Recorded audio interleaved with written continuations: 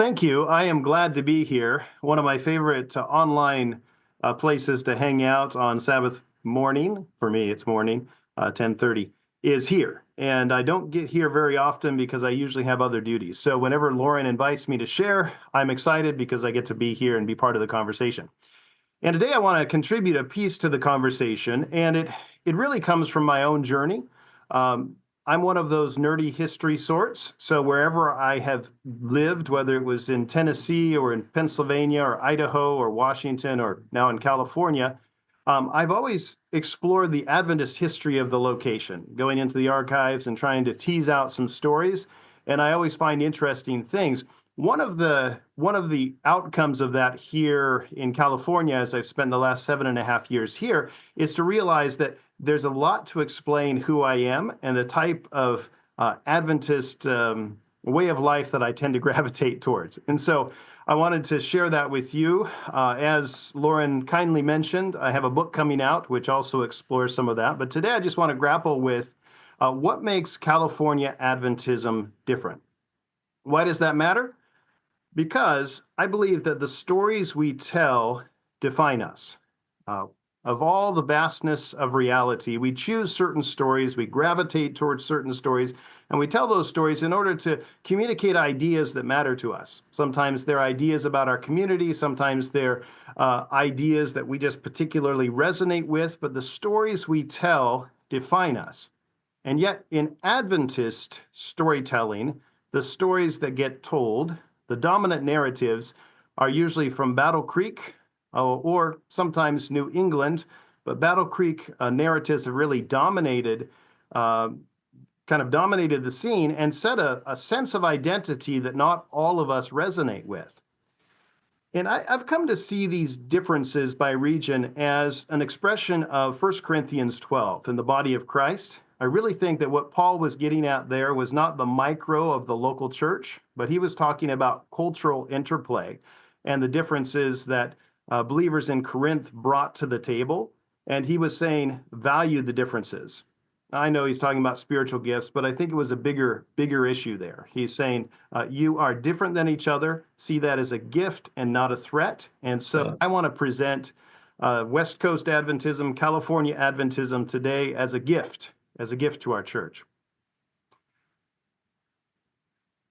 One of the basic realizations that I think should have been obvious to me at the beginning, but wasn't, is that when you take a system of beliefs and you drop it into a place that prizes tradition in one place and another place that prizes change, you would have expected differences. And that's exactly what we get when we contrast Michigan Adventism or Battle Creek Adventism with California Adventism. Some expected differences. In one place, there's a value for tradition, a greater value for tradition. And so the ways in which Adventists there would live out their faith and their practices, even interpret their core beliefs, were just a little bit different than those who were doing the same out on the West Coast, where you have this mixing of cultures and socioeconomic strata, this land of the gold rush that is filled with people who went west as far as they could and had to stop just because they ran into an ocean. That is an innovative bunch, and what we get in Adventism in those early days is innovation. I would further argue or put an idea out there for you to consider that California is still, to a great extent, that place where new ideas tend to flourish, where there's a mixing of cultures, and that diversity creates the space for new ideas to emerge. And that's part of our history. I think it's also part of our present, and that's what makes this history valuable. It, I think, can validate what we're doing out in the West. And I realize that we're tuning in as a group here from all different places, but being in California now, those of you who are connected with California in some way, or perhaps just resonate well with that spirit of innovation, of pioneering, I hope that this will be helpful to you as you grapple with your own spiritual journey and your relationship to Adventism, whatever that might be. I hope it's useful. All right, so The story begins in 1859 with this man here, Merritt Kellogg. He is in an ox cart, and he is making his way across the country from Michigan, based at Battle Creek or Jackson, thereabouts, and he is making his way across the country for economic reasons. In his wagon, he has his wife, Louisa, who's not an Adventist yet, his three kids, Alvin and Anna and Charles, and they're headed for Pikes Peak, Colorado. In 1859, there was a kind of secondary gold rush, or there was a gold rush there as well, to follow about 10 years after the 49ers in California. And so they're heading that direction, hoping to get work in carpentry. But it's a madhouse, and they continue on and finally land in California, specifically San Francisco, California.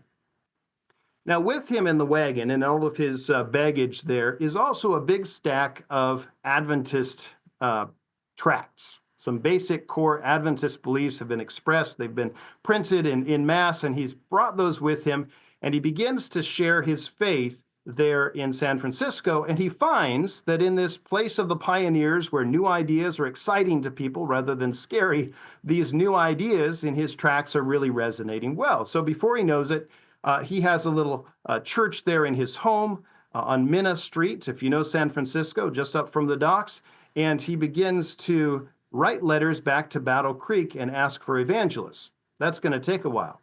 But I want you to notice something here at the beginning that helps to explain some of the differences. In 1859, Adventism was a thing, but the name Seventh-day Adventist had not even been chosen yet. Okay? So we have these core beliefs falling into this pioneering atmosphere when we don't even have a name on this thing yet. So we see a DNA in California develop somewhat independent of the DNA in Battle Creek. It's so early in the process, so early that they don't even have a name yet, that they're able to develop independently. In some ways, they're different faiths, even though the core doctrines are the same. It was 1861 that they organized the first conference, that was Michigan Conference.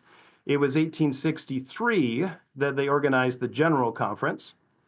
And so Adventism on the West Coast started before it was really a formal thing, at least an organized thing. And that gave some space for it to develop in a very different way, with different DNA that I believe was spun by the Spirit in the winds of the bay. Okay?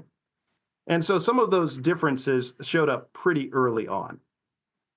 Now, after about 9 years of appealing to Battle Creek for evangelists, finally, Merritt Kellogg's efforts paid off. It was the winter of 1867 through 1868. Early 1868, he went to the General Conference there, and he made the appeal to bring evangelists to California. This was again in Battle Creek. And in that group was a man named John Loughborough. Now, that's not a picture of John, that's Maggie Loughborough, and I'll talk about her in a minute. But John Loughborough was in that group, and he said that winter he had been dreaming a dream. And in the dream, he saw himself get on a ship in New York. They were in Michigan, so he went over to New York, got on the ship, sailed around the coast, down to Panama, then crossed over the land because there was no canal yet, and he went on another ship and went to California, set up a big evangelistic tent, and began preaching in California. And he said he must have had that dream or some version of it about 20 times that winter.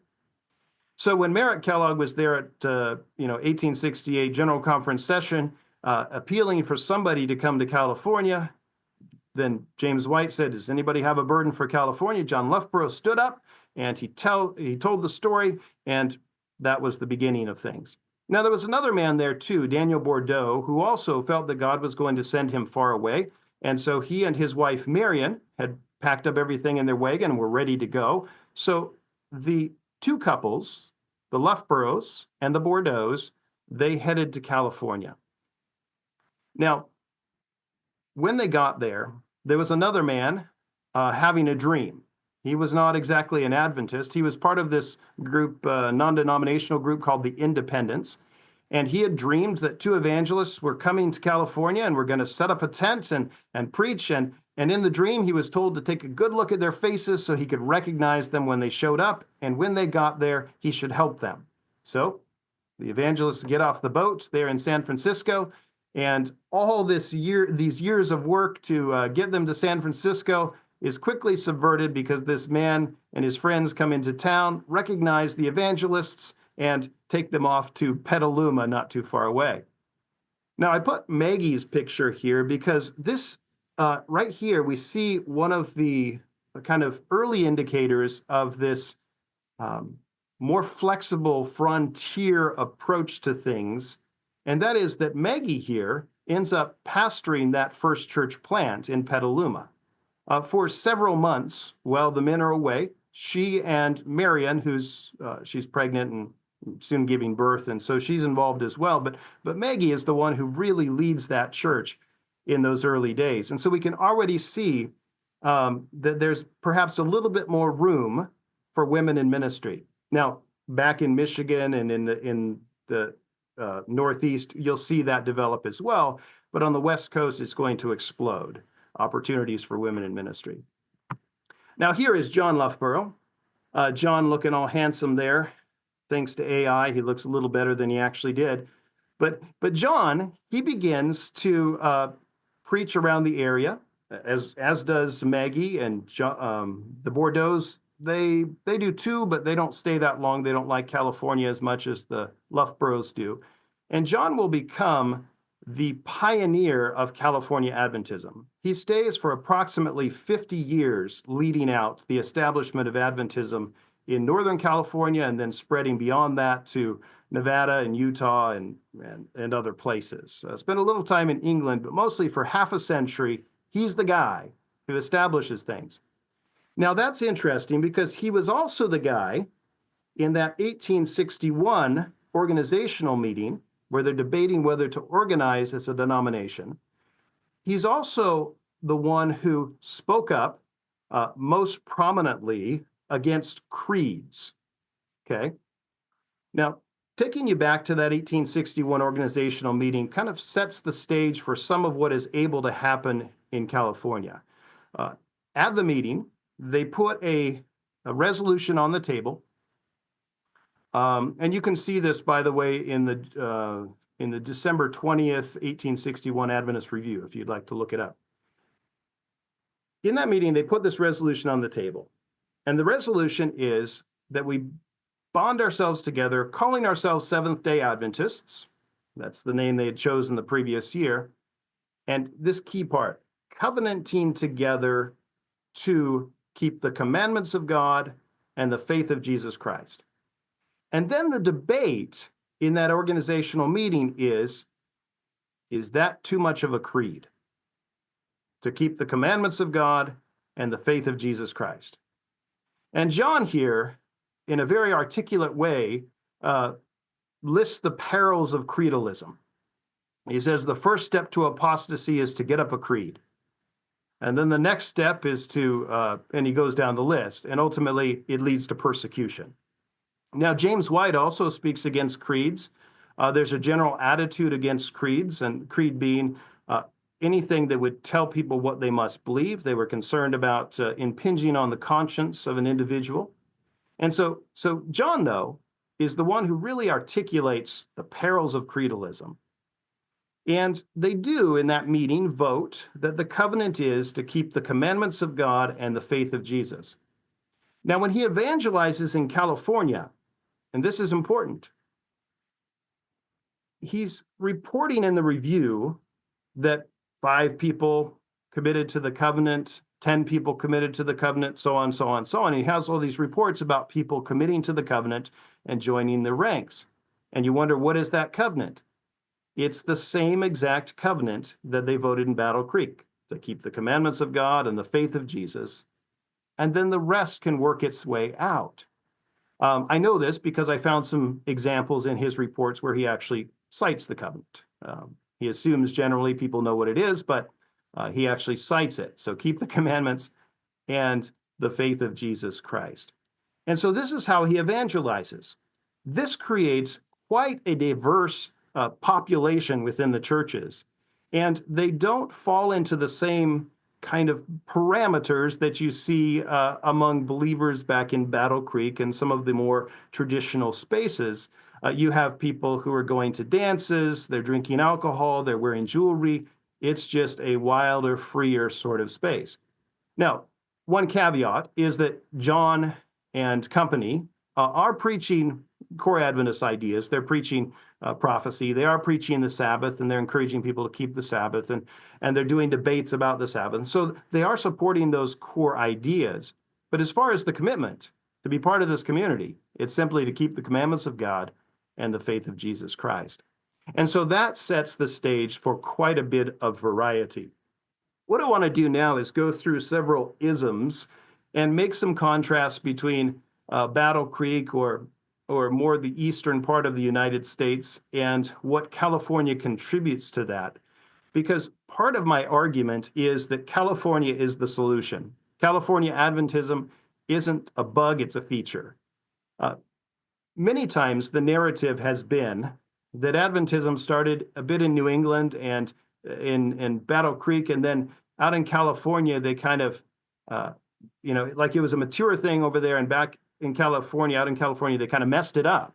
That what we see in California Adventism is a lesser copy of a truer faith. But again, they developed in parallel to each other.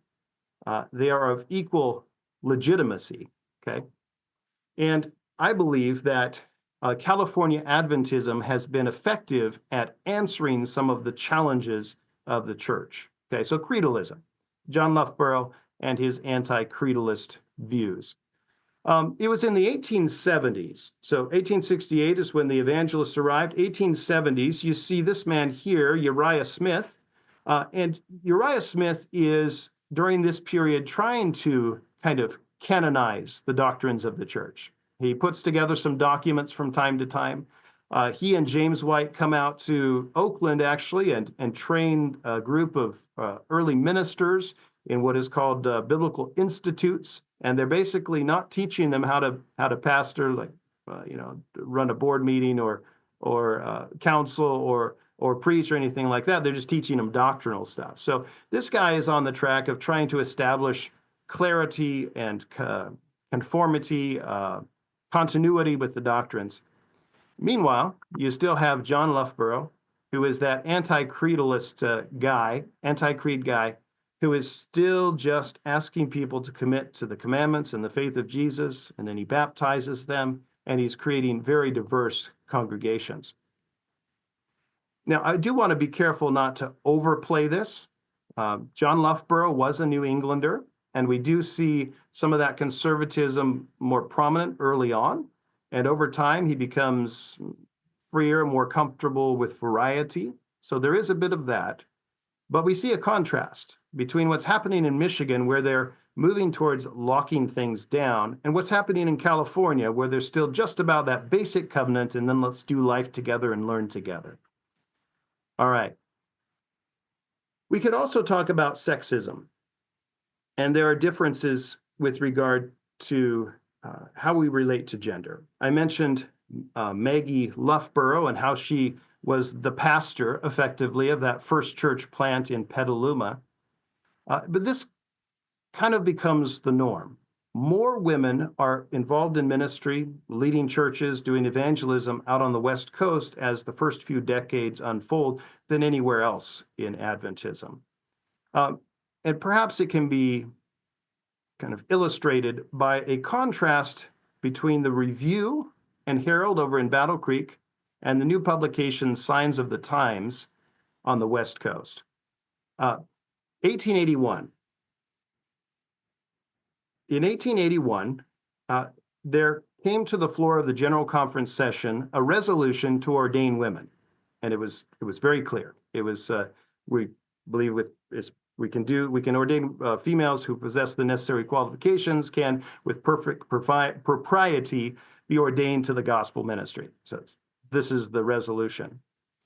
Now the Review, where this is Stephen Haskell or some likeness of him. Stephen Haskell reported in the Review that that resolution to ordain women to the gospel ministry, again, 1881, had gone to committee. And he and no one else bothered to update anyone on this matter. Now, Stephen was actually supportive of women in ministry, but he was the New Englander that never really shed that conservatism. Later in life, he would push Adventism toward fundamentalism. And so he was more sensitive to that conservative pushback. And I wonder if that's why, because he says it goes to committee and then he doesn't report anything further.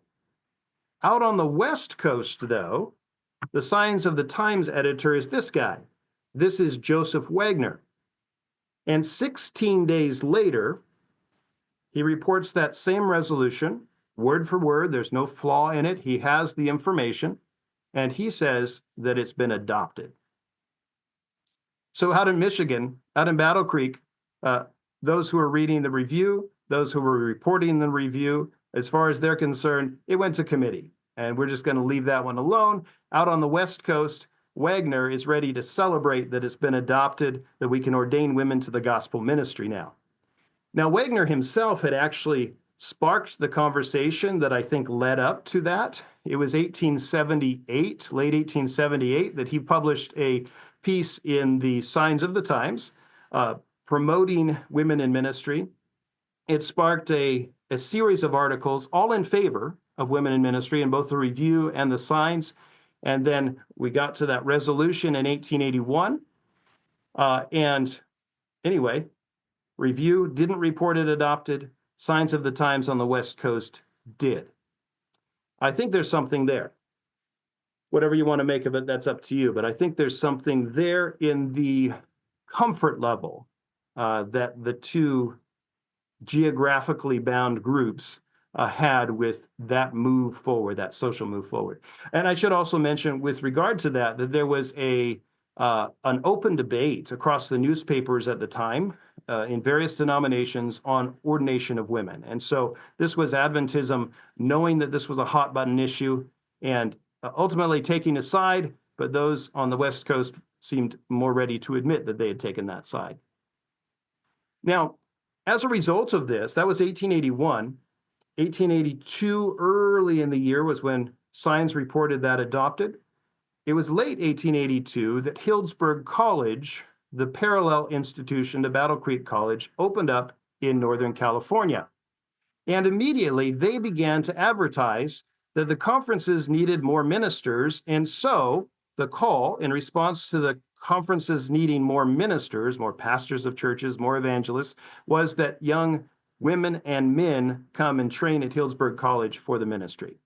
Okay, so they were right out there, very clear. They're recruiting young men, yes, but also young women to be ministers. So they seem to get it.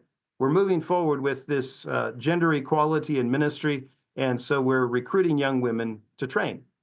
Did they? Did it work? Yes, they did.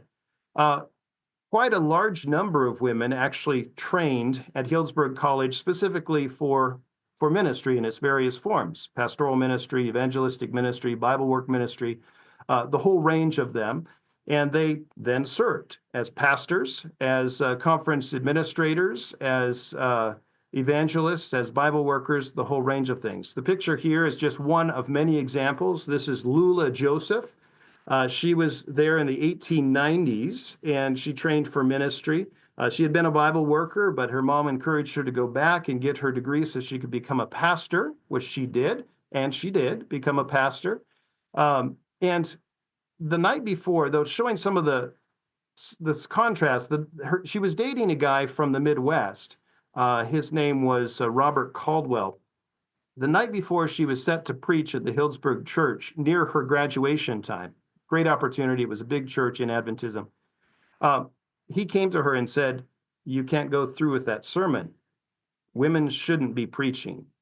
Now, I don't know why they didn't have this conversation before, but this is how it goes. If you go through with your sermon tomorrow, then our courtship is off. Well, praise God, she chose her calling over her boyfriend. So you can see that there was some tension even in California, and there's certainly a bunch of variety throughout California, but the center of gravity was such that we wanted to include more women in ministry, train them for ministry. And in fact, the conference in this region, the California conference, which was a wide geographical area, did employ quite a number of women, again, assigning them to churches, to evangelistic tasks, the whole range. Another woman that illustrates some of the contrast is this one here. This is Lulu Whiteman. The last woman's name was Lula Joseph. This is Lulu Whiteman. Lulu Whiteman was a very effective evangelist and pastor in New York and Pennsylvania. She had grown up in northern Pennsylvania, and she had moved into the faith, and she clearly had skills, and so those around her encouraged her to go into ministry. Two of her brothers did, and one of her sisters did as well. But during her very effective ministry, there was a moment where they thought of making her the president of New York, Pennsylvania Conference, and they were about to do it, and the general conference leadership came through and said, well, we should be more cautious than that. There was also some conversation between her and the conference, or her husband and the conference, about giving her ordination credentials, because she had a minister's license, but she wasn't ordained, and he felt like that was the logical next step, and she had earned it, and they never did. But when she moved to California Conference in 1908, she shows up in the yearbook as an ordained minister, right? So you see a bit of a contrast there as well.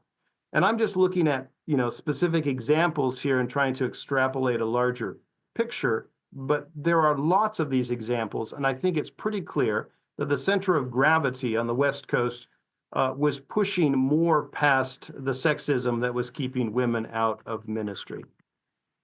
Also, another phenomenon was that many of the women who started elsewhere in ministry, such as Minnie Sipe here, ended up on the West Coast. It was a friendlier space for them.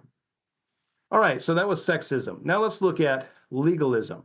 This is one of the stories that we know well if we know Adventist history. It's the story of Jones and Waggoner. On the one side, over in Battle Creek, you have George Butler here and Uriah Smith trying to toe the more traditional line.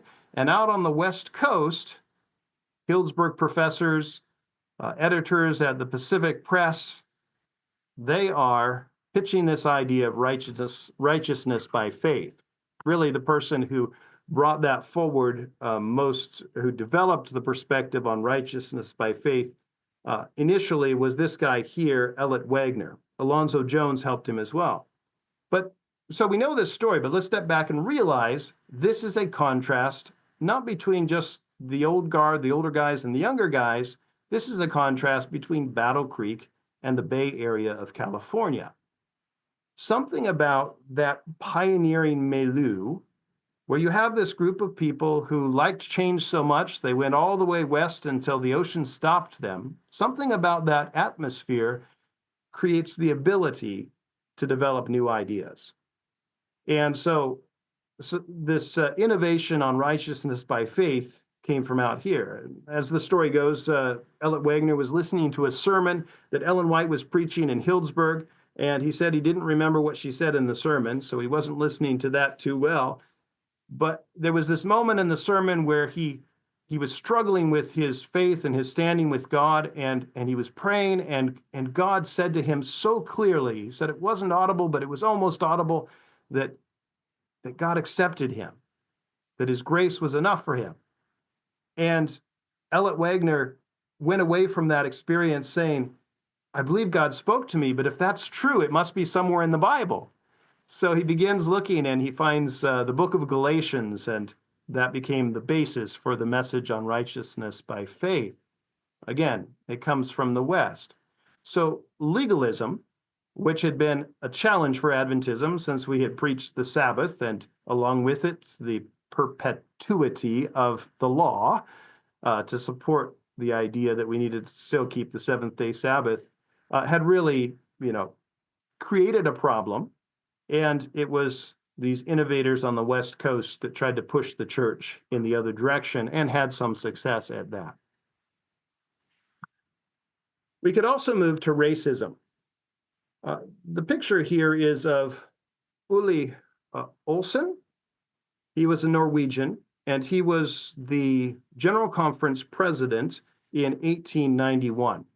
Now, I want to make sure it's clear that I'm not calling him a racist, but he was presiding over the denomination, and from the perspective of those who were living on the West Coast, especially Elson White, living in a very diverse atmosphere, the General Conference, the church as a whole, was not doing enough to combat structural racism, especially in the American South. They just didn't want to touch it. Now, Adventism had had a grand history of being on the right side of this issue. Most of the pioneers had been abolitionists. John Byington's family had a station on the Underground Railroad. That's the first General Conference president. Merritt Kellogg's family had one as well. And they were all basically, or the prominent voices at least, were anti-slavery, so they'd been on the right side. But after slavery ended, it was a little bit more nuanced and more complicated, and the General Conference was really doing very little for those in the American South. And Elson White, out in California, as she's looking around at the diversity that surrounds her, she is determined that they need to do better than that. So in 1891, she went out to Battle Creek and she gave an address to the General Conference appealing for work in the American South, arguing that Black Americans were just as much children of God as white Americans, and that they were effectively still in slavery because they had been robbed of education in particular. And there was some argument about generational wealth that she made as well. And in response to this, those leaders back in Battle Creek voted an action.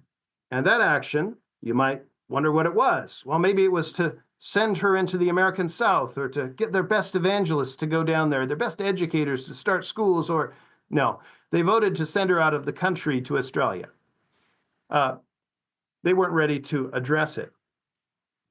But a few years later, so that was 1891, in January of 1895, this woman, Emma White, her daughter-in-law, and her husband, Edson White, arrived in the South in that famous Morning Star boat that they had built. And on the boat was a schoolhouse and a chapel and a publishing effort. And they ended up starting about 50 schools in the American South. Kind of amazing. But that innovation came from Ellen here on the West Coast. It also came from Emma and Edson, who had spent much of their time living on the West Coast. They had moved back east, but they were very connected here. They had taken in that atmosphere here, and they made that difference. Again, I realize I'm giving you examples, and we could cherry pick here, but I'm suggesting to you, I'm telling you, as I survey all of the information, I'm thoroughly convinced, for whatever that's worth, that there is a difference in the center of gravity on these issues, that Adventism in California becomes the solution for some of the maladies that reside in Battle Creek. And this movement on racial equality is part of that. Now, there's some other examples in this same category. This picture is of Jennie Ireland. In 1896, she decided to go to Southern California and begin to do some medical work. And as time went on, she was interacting with a group of Black Americans who had migrated from the American South out west, seeking better opportunities for themselves, not wanting to live next to the former slave owners of their families. And so they got to Southern California, and it was an innovative group. She was intrigued by that, and she was also an entrepreneur. And so she partnered with them, and she started the first Black Adventist church west of the Mississippi, and she pastored it for 6 years. During those 6 years, she was training all of the members to also share the faith. And so she took a group of mostly women from that church after 6 years of pastoring it to nearby Watts, and they planted a second church, which she also led for a while. So it's that that interracial partnership that we see develop on the West Coast. And it's a beautiful thing. Also, in other directions, this woman here is actually my great-great-grandma. This is Sarah McCown, and she began work among the Chinese immigrants in San Francisco, and she ended up planting the first Chinese Adventist church in the United States, again on the West Coast.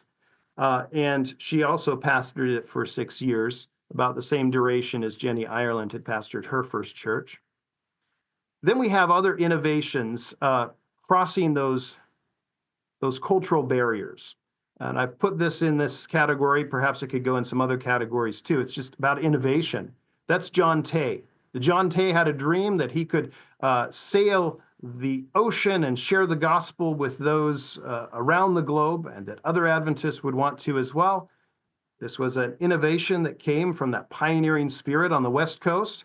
It caught the imagination of the rest of Adventism in the United States, and we had children all over the country growing gardens and doing other fundraisers to help build the missionary ship Pitcairn, and sure enough, they began to sail around the globe. And so with the combination of Healdsburg College and that invention, Adventist mission work just exploded from the West Coast. Yes, Battle Creek certainly trained some missionaries, sent some missionaries, and that was an amazing gift to the denomination, but it exploded. It was on steroids out here in the West, and part of it was this thinking outside the box. How can we do this better? That was natural to the culture of the space.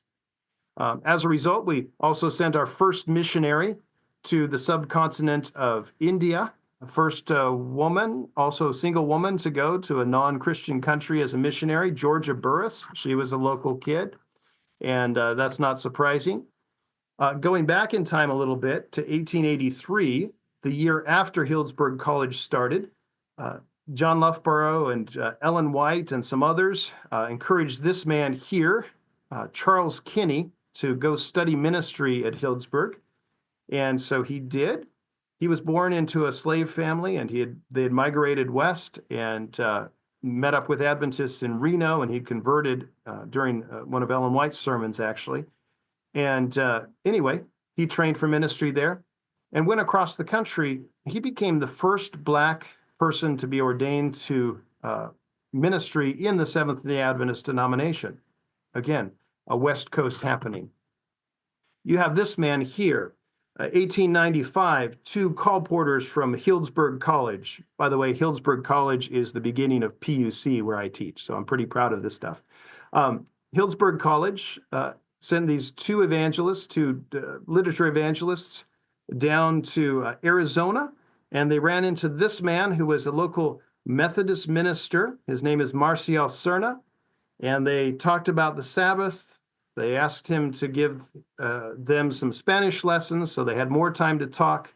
They debated the Sabbath. They disagreed. He challenged them to a public debate, and these 2 Healdsburg kids made their case, and then he stood up to rebut it, except for he didn't rebut it. He said, "They've convinced me. I'm keeping Sabbath next week." And he became the first Hispanic Adventist pastor in the United States. All right, so these are just examples, but we have these major cultural crossing over moments on the West Coast. And I think that was natural when you have this collection of people from all over the world coming together. You create this intercultural milieu. The diversity gives rise to these potentials, and they're beautiful events as a result of those of that milieu. Okay, let's move to nationalism. This is brief, but I think it's an important one to note. The man there is not from Battle Creek. He was not an Adventist. It was Henry Blair, Senator Henry Blair. And there was a Christian nationalism that was pretty robust in the United States in the 1880s. It had given rise to a Sunday law in the Bay Area that got Willie White thrown into jail because he was operating the Pacific Press, or doing some work for the Pacific Press on Sunday. And there was a national Sunday law that Blair had introduced, and it was in a Senate subcommittee. And Alonzo T. Jones, out on the West Coast, traveled there to speak to the committee and oppose the bill, arguing instead for religious liberty for all.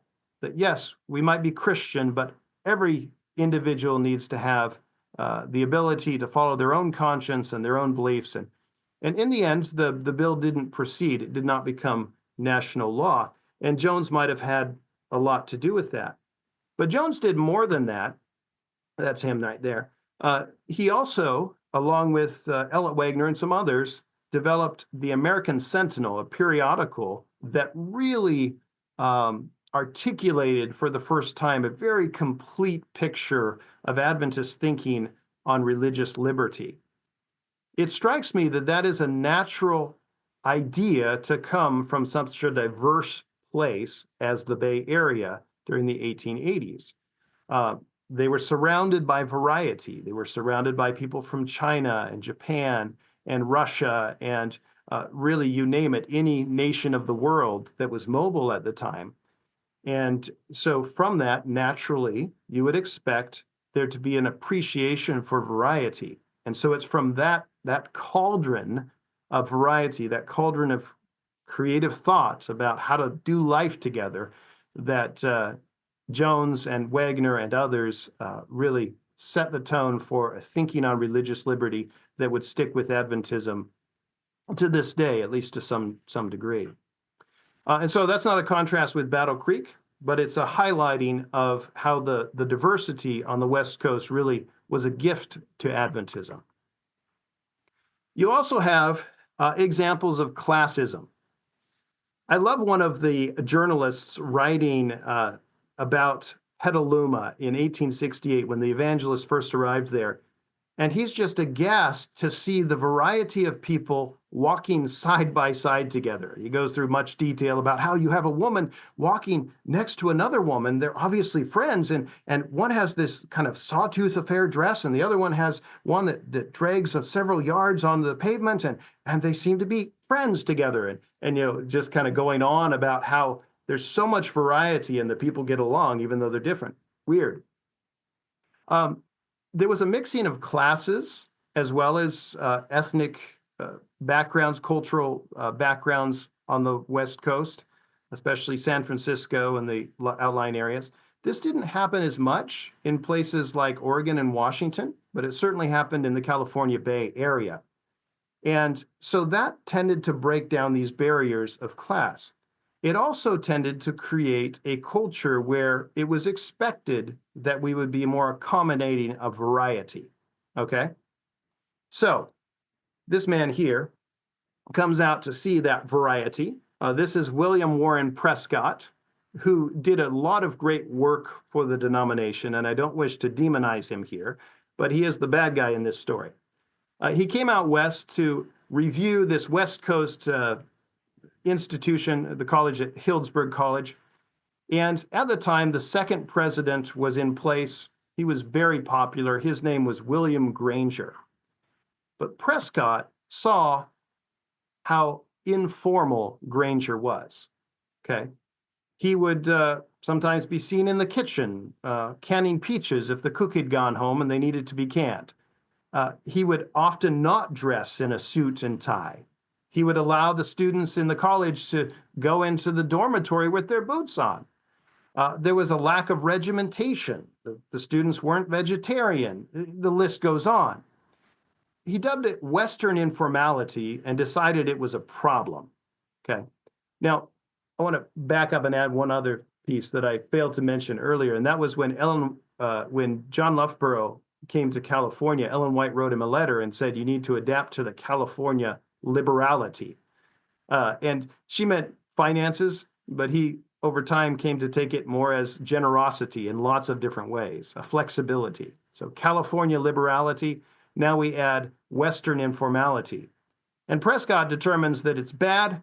He decides to push Granger out of the job, and he effectively does so. And he brings this man in. I mean, just look at the difference in the picture. Informal, very formal. This young man from, guess where? Battle Creek, Michigan. Battle Creek boy who knows how the regimentation at a school should go. He's going to make this a proper school. Frank Howe is his name, and he would later go on to write a parliamentary procedure manual that became a standard. Okay, so you get the idea. He's pretty rigid. He's about the rules. He's very structured. And he tries to impose that on this West Coast college at the direction of William Prescott, and it goes terribly. The faculty begin to quit, the students run away, and after about 2.5 years of this, Frank Howe realizes the mistake, and he leaves the West Coast for good. Actually goes on and establishes the agricultural school at Syracuse University, and writes books and stuff. So he's a good guy, but he just doesn't fit the West Coast culture. During his time, though, he imposed vegetarianism. He set up a bell that you had to ring if you wanted to visit with the president. The bell would also ring to tell you when mealtime was, when you had to go to worship, and so on. And there were a lot of other strictures that were put in place. They didn't work. Western informality was a feature, not a bug, and they had to learn that the hard way. After Howe left in despair, the Bible teacher was tasked with being the president. It was actually at a meeting where they couldn't figure out who could clean up this mess, and they had to catch the train, so the chair of the committee just dropped the keys in this man's lap. His name is Roderick Owen. And said, the college is in your care. And the man went home and cried himself to sleep, and then began to rebuild that Western informality along the lines of the California liberality, and the college began to thrive again. So that's an example of classism and how the the California mindset, the value for diversity was there to be able to make space for a variety of different people, and that more casual, that more informal approach was necessary for the space to be there. All right. Just a couple more, and then we can dialogue here. Authoritarianism was also a bug in Battle Creek, and California offered part of the solution. The president at this time was George Irwin, and George Irwin was a fantastic man, as far as I can tell, but he was presiding over a general conference that had really taken its cues too much from this man here, James White. Ellen White was creative. She was a leader who was constantly innovating. She was very much vibing with the West Coast culture. She loved California. James did not, because he was more of a dictator, and the California people, as he called them, just wouldn't follow his instructions, so he left the state, left Ellen behind, actually.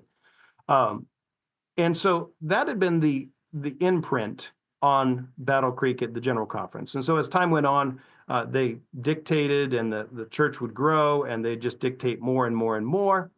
And so in 1901, Ellen White was back from her exile in Australia. She had landed here in Northern California again. That's where she wanted to be. And she was at Elms Haven, and she decided to go out to the General Conference session, and she called for a total reorganization of it in order specifically to undo kingly power. And she said that decisions need to be made in the field where the people are called to serve, not at the General Conference. So it was all about taking away General Conference authority over the various fields. And part of this was her experience in Australia. She was frustrated with the way they had tried to dictate things there, and part of it was California. Whatever the case, it was from this kind of more pioneering atmosphere, whether it was Australia or west coast of California, that she brought a solution. And the solution was end kingly power, distribute the authority throughout the organization, don't let people at the General Conference control this thing. So you might know that story. That was 1901. Willie White, her son, was key to constructing the new approach. So was Alonzo Jones, both West Coast boys. And after Ellen White died, the General Conference was still trying to undo some of what she did. You see, in her later years, she was in California from 1904 or so through the next several years. She had been pushing the edges, trying to establish what is now our medical empire in Southern California. She had a vision for this. And the General Conference was busy trying to save money. They were frustrated with her, but she went forward anyway. And in 1915, Ellen White had died. The General Conference had convened itself down in Loma Linda, and one of the items on the agenda was to close the medical school. Okay? If they had succeeded, we would not have Loma Linda University Medical School today. One of Ellen White's good friends, Hetty Hurd, who had by this time married Stephen Haskell, she was quite a leader as well from the Bay Area. Loved to tell her story, but that's not what we're doing right now. Hetty Hurd, though, gathered together 3 other women, and the 4 of them went to the room where the committee was meeting with the grim task of closing down the medical school. They were trying to save money. It looked like they weren't going to be able to meet medical standards without outlay of more cash, and they didn't want to do that, so they were planning to close it. Ellen White had just died, was mostly cold in the ground, and so they could do it now. And Hetty Hurd was not up to that. So she pushed back on the authority of the General Conference, along with these other 3 women, and came in with a proposal to build White Memorial Hospital. And she argued that they could fund that because Adventists loved Ellen White and would love to memorialize her that way. And they had this whole plan for scaling up instead of scaling back, and they saved the medical school against the General Conference push to close it. So authoritarianism, especially that 1901 pushback, I think is illustrative of what happened here on this coast that helped the church in the long run. More generally speaking, this is the last little piece. There are some other things we could point to. General conservatism was not so much a thing on the West Coast, at least the center of gravity. There were certainly conservatives here, but the center of gravity was different. This guy, Merritt Kellogg, who started the whole thing, I found a newspaper report of him at a dance here just down the hill from where I am now. And he would do this, and there's some other indications as well. He was actively involved in the community. So he'd go to the dance and those kinds of things to build relationships with the community. That was something that was frowned upon in more conservative circles. You have John Mavety here, who was crucial to starting the Pacific Press, also the hospital, also to a lesser degree, but to some extent, the college. He was a charter member of the St. Helena Seventh-day Adventist Church just down the hill here, and he was also the president of the local Wine Growers Association. All right, Edson White. Edson White, you might recall, was key to starting the work in the American South, coming from the West Coast and moving back to Michigan to get the ship built, and then he ended up back down in the American South. He also, in 1877, was a partner with John Loughborough for another sort of innovation that might sound familiar. You see, that independent spirit among Adventists on the West Coast was not always good in every way, especially when it came to music. They didn't know how to sing together because they didn't know how to do much of anything together exactly. And so John Loughborough and Edson were puzzling over what to do about this, and they came up with a plan. Edson went down to the bay and borrowed an important piece for their plan and brought it up in a huge wooden crate and set it on the stage at the camp meeting there in 1877. And people started to ask, what's in the crate? There was some labeling on the outside, but they weren't sure. You know, crates get reused. What's actually in the crate? And John would say, you'll find out. Edson would say, we'll tell you soon enough. And then one day, John Loughborough stands up and he reads from Psalm 100, which lists a bunch of musical instruments. And he gets to the one that he wants to focus on, and he spells it out letter for letter. O-R-G-A-N. And the deacons are cued, and they break open this crate, and there on the stage stands a pump organ, an instrument of the brothels, something you might find in bars, but not in church music. Edson jumps in and starts pounding on the keys, and we have rhythm in music innovated from the West Coast. Now, admittedly, it was a bit of a scandal across the nation as Adventists grappled with whether this innovation was good or bad. Turned out to stick. And I think it's kind of a fun one because 100 years later, we were innovating in music, specifically related to rhythm on the West Coast, also in a similar sort of fashion. All right, so, oh, and jewelry. This is the first graduate from Healdsburg College. Obviously, that's AI'd, but she wore jewelry, as did a number of other women. It's pretty rampant throughout the pictures of West Coast Adventists at the time. And there we are. I'm done. Let's have some dialogue.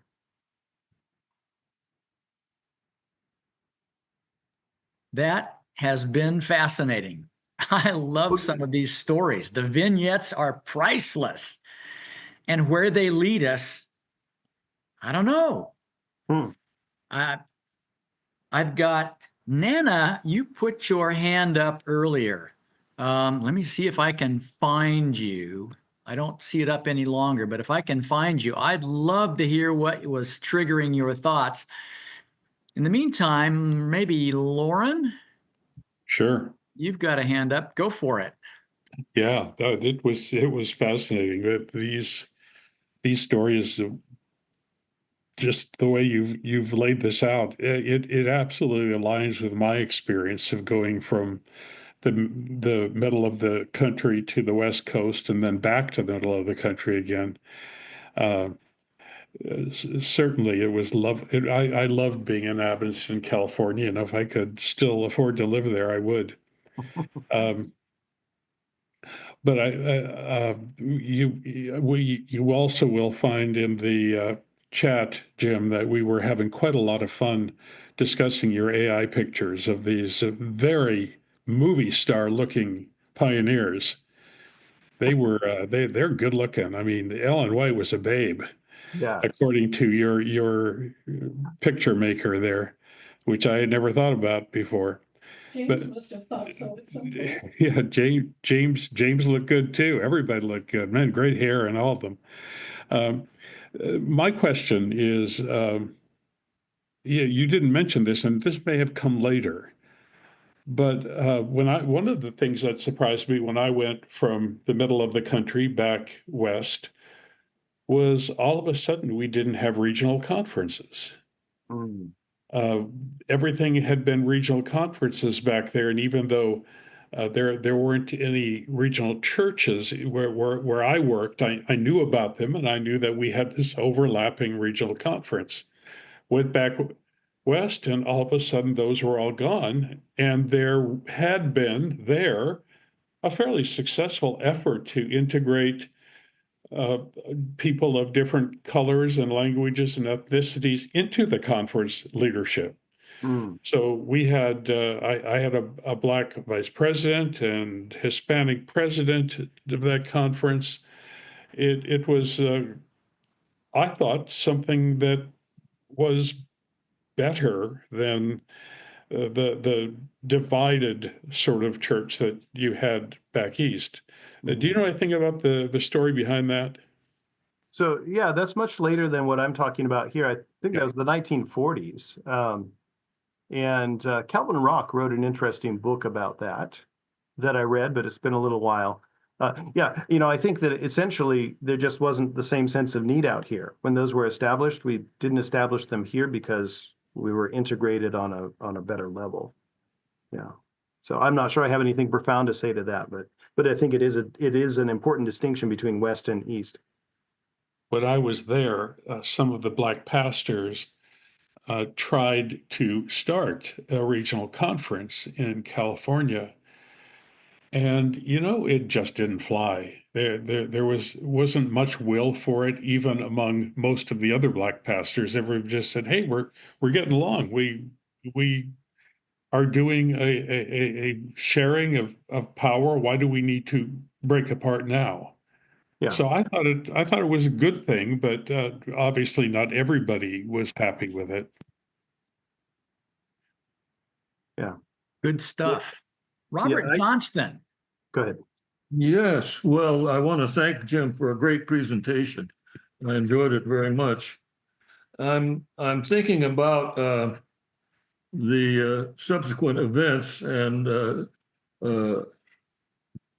theological atmosphere in the West It seems to me about, was it maybe 40 years ago, that they moved the headquarters of the Central California Conference from the San Jose area to the Fresno area.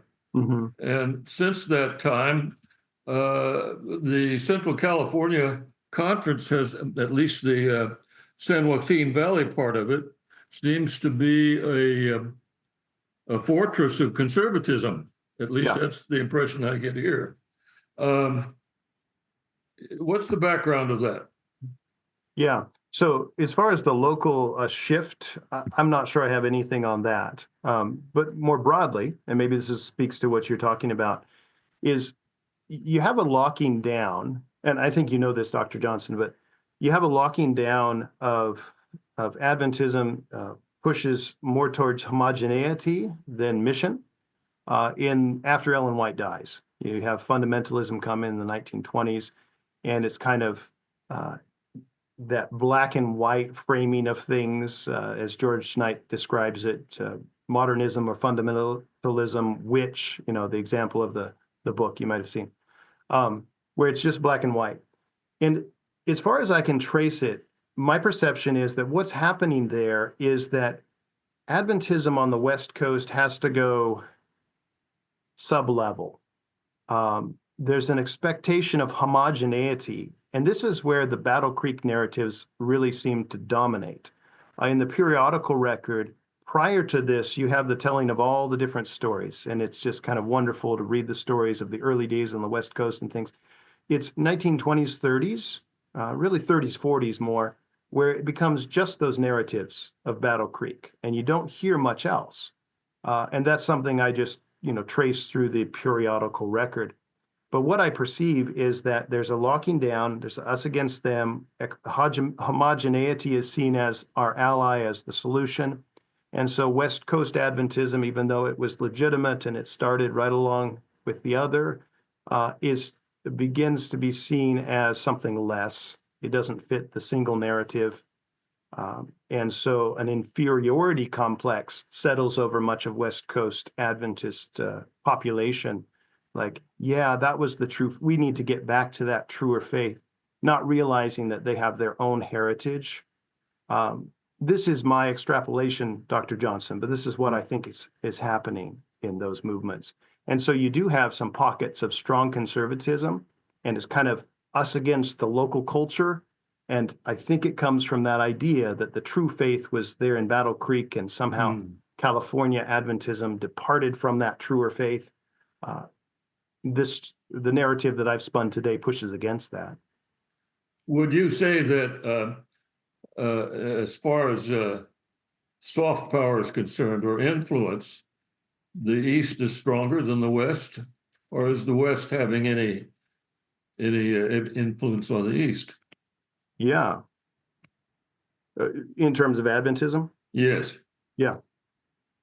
So I think that the East has been dominant, but as I guess I want to be careful not to throw anyone under the bus, but I think we all know that the General Conference has moved more towards Battle Creek Adventism, if you will. I think that has created a hunger for what West Coast Adventism offers. So I see more openness in the last few years within my field of vision. Whether that's representative of the whole, I don't know, but that's what I perceive. Thank you. Yeah. Lauren Liga, Thank you. share some thoughts. Yes, thank you, Jim, for the rich presentation. A lot of things into the small time. This is the art of public speaking, so it's good. I have just a clarification question for you, which was mentioned into the presentation. It's not the focus of that, of the whole theme, but did you mention that only in 1908 Ellen White received the credential and her mention as an ordained pastor into the yearbook? No, that wasn't Ellen White. That was Lulu Whiteman. Oh. Another minister. I didn't catch that well, and I wanted to clarification, because on my own research was very refreshing for me, which I did personally. I did research and I took pictures of every yearbook. So Ellen White stayed from 1971, 2 years before Uriah Smith, until 1915, when she passed away. For the 44 years, she was listed as an ordained pastor into the. Yes. 1871 to 1915. So thank you for highlighting that. But yes, that matches what I found. I think it was the February 14, 1871, so Valentine's Day, 1871 issue of Review that reports that. Yeah. And interesting, I looked into the Chat GPT and DeepSeek, both of them, to see how they handle that issue. But I don't know, they collect information. They are very plain. No, Ellen White never received any credential as that. So it's something wrong with the AI. Yes, I guess so. No, she did. And also, interesting dimension to that. I know this could be a rabbit hole, but it's mentioned in newspapers. 1908, 1912. I found at least 3 different reports on Ellen White being an ordained minister in the Seventh-day Adventist Church in the newspapers. It was a publicly known fact. And then for a while, I noticed that only the one certificate of credential that it erased the word ordination was circulating. Personally, I found at Andrews into the vault about 4 different copies of the ordination certificates beside that one. So. Oh, yes, there are several more. Mm-hmm. Thank you. Thank you for highlighting that. I love that. Nice. Hey. Nice. Hey. Tidbit. Linda, I'm delighted to see you here. Thank you. Thank you, James. I wrote down what I wanted. I didn't want to forget, because I loved all your presentation. I wish I could have the slides and everything again. I live in the deep South. You know what that means. I love it, though. I live in Georgia. Okay, when you talked about creeds toward the first part of your presentation, I agree with you wholeheartedly, but I couldn't fit it in, because I kept thinking, aren't you supposed to catch the fish before you clean them, or do you clean the fish before you catch them? So I want to ask you this question: the sanctuary in the wilderness, right? In Exodus, in that whole thing. Okay, the lamb had to be spotless. The priest examined the lamb, not the sinner. And then the lamb, was slain, and then it was on the brazen altar. And then they had the laver. And then all of it was sprinkled with blood, and then you went into the holy place, the first compartment. But you had to go to the laver before you went. And I've heard preachers with this creed, tying it into the creed. You got to go through them 28 before you get baptized. And that, when I was baptized quite a while ago, it was like I didn't even know who Ellen White was, and didn't know if I believed in it. Didn't know what was what and what and all of that. Long as I told him I wasn't going to eat no pork, and I was going to keep Saturday. Okay, you can get baptized. But I've heard preachers, even modern preachers now, and I'm not going to say the name, but they well known if I mention their name. One said when he got baptized, and he had to give up cigarettes and drinking. He said, I gave up the big sins. And what I wanted to ask, what about the small sins? What sins would save you, would be let into heaven? Wouldn't the small sins be let into heaven too? I'm all for, let's catch the fish. Let me get baptized first, because when I came to Jesus, I didn't come in the Adventist church. I came out of the Catholic church a little while into the Pentecostal church, and I started believing Jesus Christ as my Savior. Amen. And then I got to the Adventist church, and it was like these 20-something beliefs. I think these 28 beliefs. I mean, it was like I didn't know what an investigative judgment was. I know none of this stuff was. All I know, okay, I'll get baptized. And I'll say, okay, they baptized me. I didn't know what. If you ask me what in the person, the question I want to ask, in the person supposed to, if they believe in Jesus Christ as their savior from sin, be baptized, and then they go into the holy place where they eat the candlestick, the Holy Spirit is shining on the bread and the prayers, Mhm. because how can I clean myself up before I get sanctified? Yes. Amen. So I don't know if that sounds right, but that's all I got.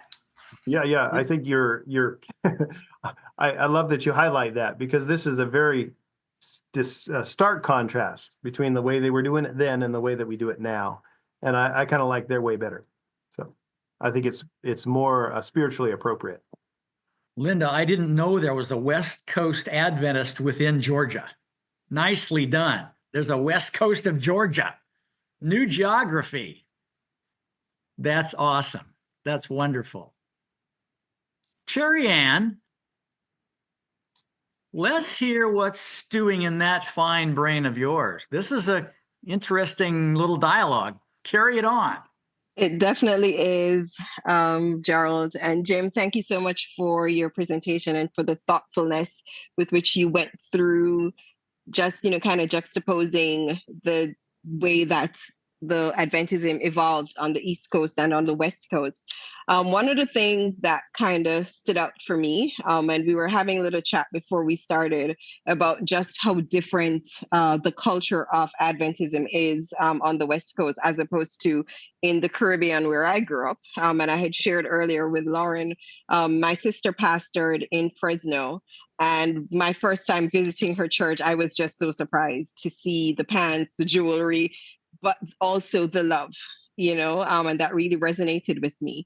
And when you mentioned Ellen White getting exiled to Australia, one of the things I've recognized, and I don't know if you've noticed this as well, and I'd love for you to weigh in on this, is that those areas of the world where Ellen White spent a lot of time seem to have evolved a lot more welcoming of differences of opinions, and tend to also be more liberal than other areas of Adventism. And yet it is the most conservative of Adventists who cherry pick pieces of her message and kind of use it as a hammer. So I don't know, what are your thoughts on that? Have you observed something similar? And how do we really treat with who she was based on the impact we see that she's had and the writings that continue to be regurgitated in a way that is definitely not helpful to us right now? Mm-hmm. Yeah, I have noticed that, and I appreciate that observation that Ellen White's influence tended to be, for her time, and that's a key caveat, very progressive. Most of us, if we've grown up in the Adventist church or we've experienced conservative Adventism somewhere along the way, have experienced her as a regressive voice. And I think a lot of that has to do with the fact that many of her writings were time-bound. There is her earlier life where she was more rigid. I think that's pretty observable. And that was part of her experience then.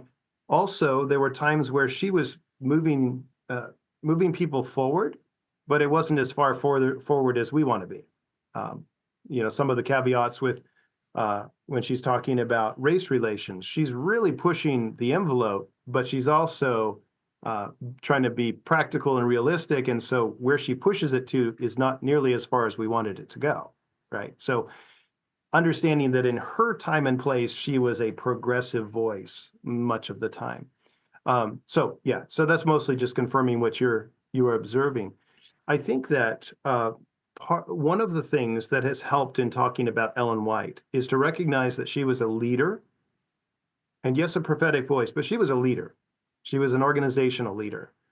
And when I present her to my Intro to Adventism class or my Women in Adventist History class that way, students really are impressed. They love her. And when I soak her story in myself that way, I'm like, this lady was amazing, and she was pushing the edge there, and she was doing that. That was kind of, kind of intense, pretty cool. But then you go read testimonies to whoever, and it feels very different. So I'm mostly talking around the issue, confirming what you're observing. But I think maybe the most significant thing I can say is that for her time and place, she was quite often the progressive voice. And we have, though, experienced her as a regressive voice because those statements were time bound and they're in the past. Good. Okay, thanks, Jim. Good insights, both.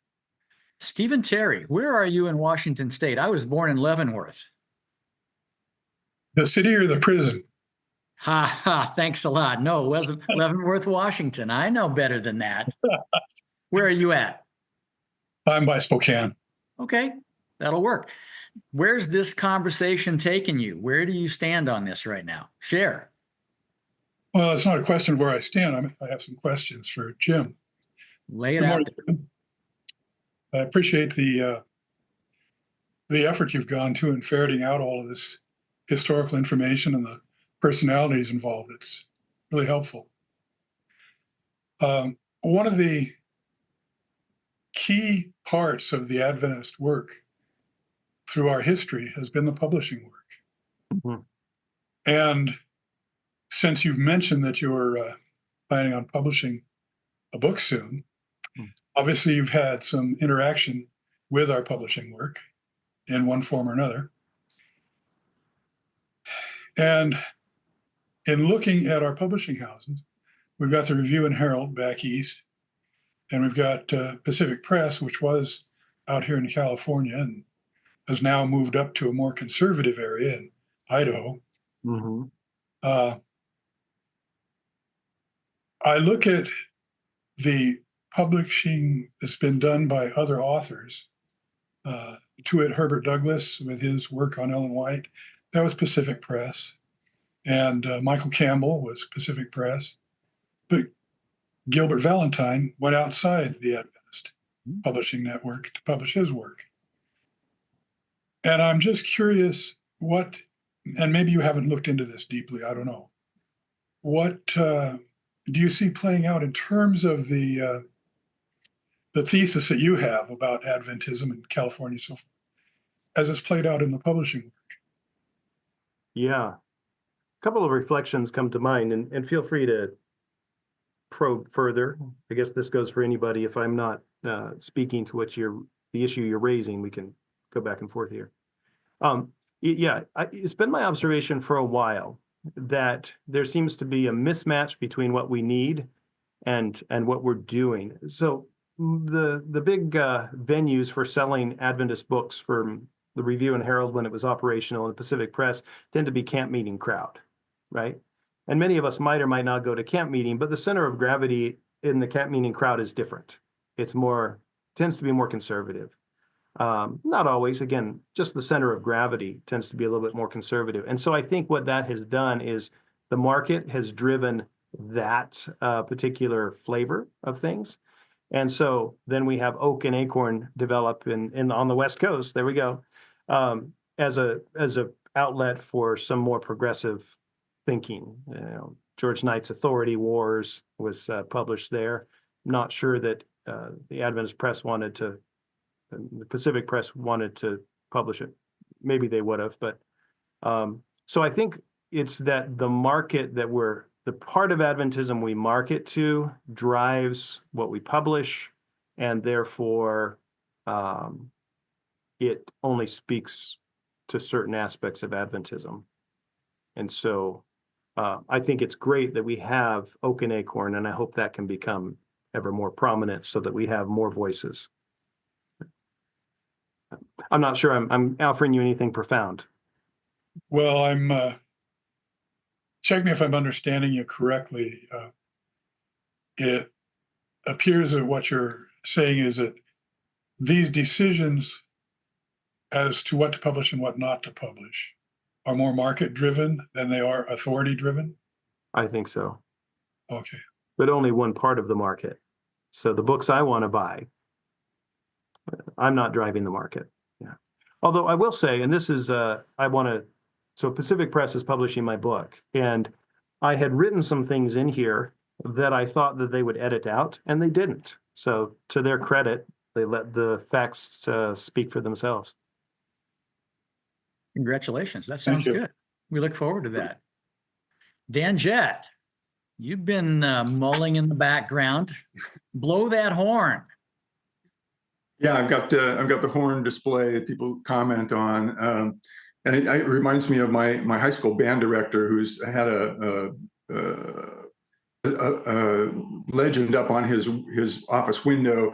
The end of the world has been postponed due to the shortage of trained trumpeters. So anyway, I know your question, Gerald, about what do you like about West Coast Adventism. It wasn't what I going to specifically talk about, but I do admire. I came to the denomination. I wasn't raised in it. I don't know much about Allen White.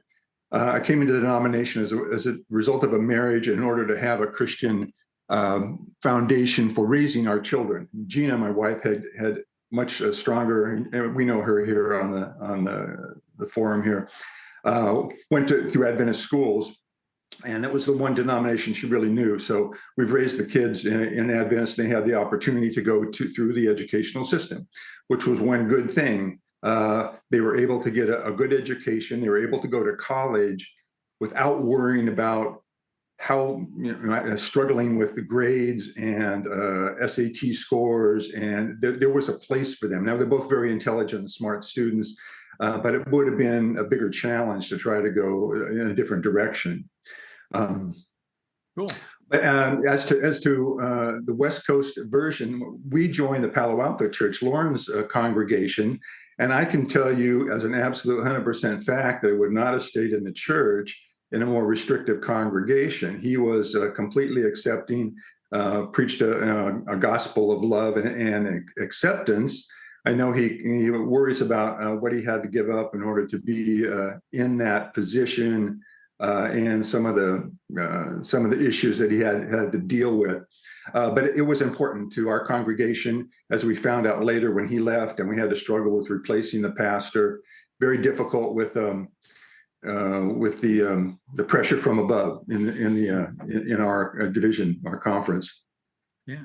But my larger question is, I was raised in the Methodist tradition, and not involved with the church as a young adult until I was later married and we had children. But we returned to a local Methodist congregation more recently, Gina and I, after our kids were grown, because it was an interesting small congregation where we were living at the time. And the thing about that was, out of a very small congregation, there's only one or two folks who were actually raised as Methodists. They were accepting of all faiths, including non-believers, and it worked very well and was a very nurturing, pleasant place to be.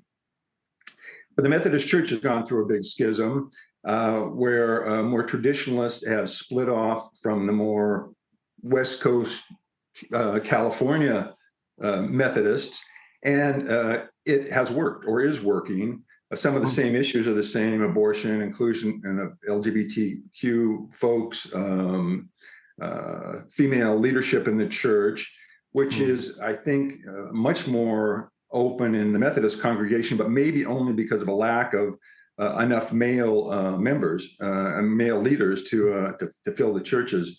But my question is there any? I haven't heard any talk of that kind of separation or formation of a more liberal Adventist church in the West Coast or anywhere. I think globally there was the same kind of issues of a more strict fundamentalist contingent overseas in Africa and Asia that hold back the California style of administration.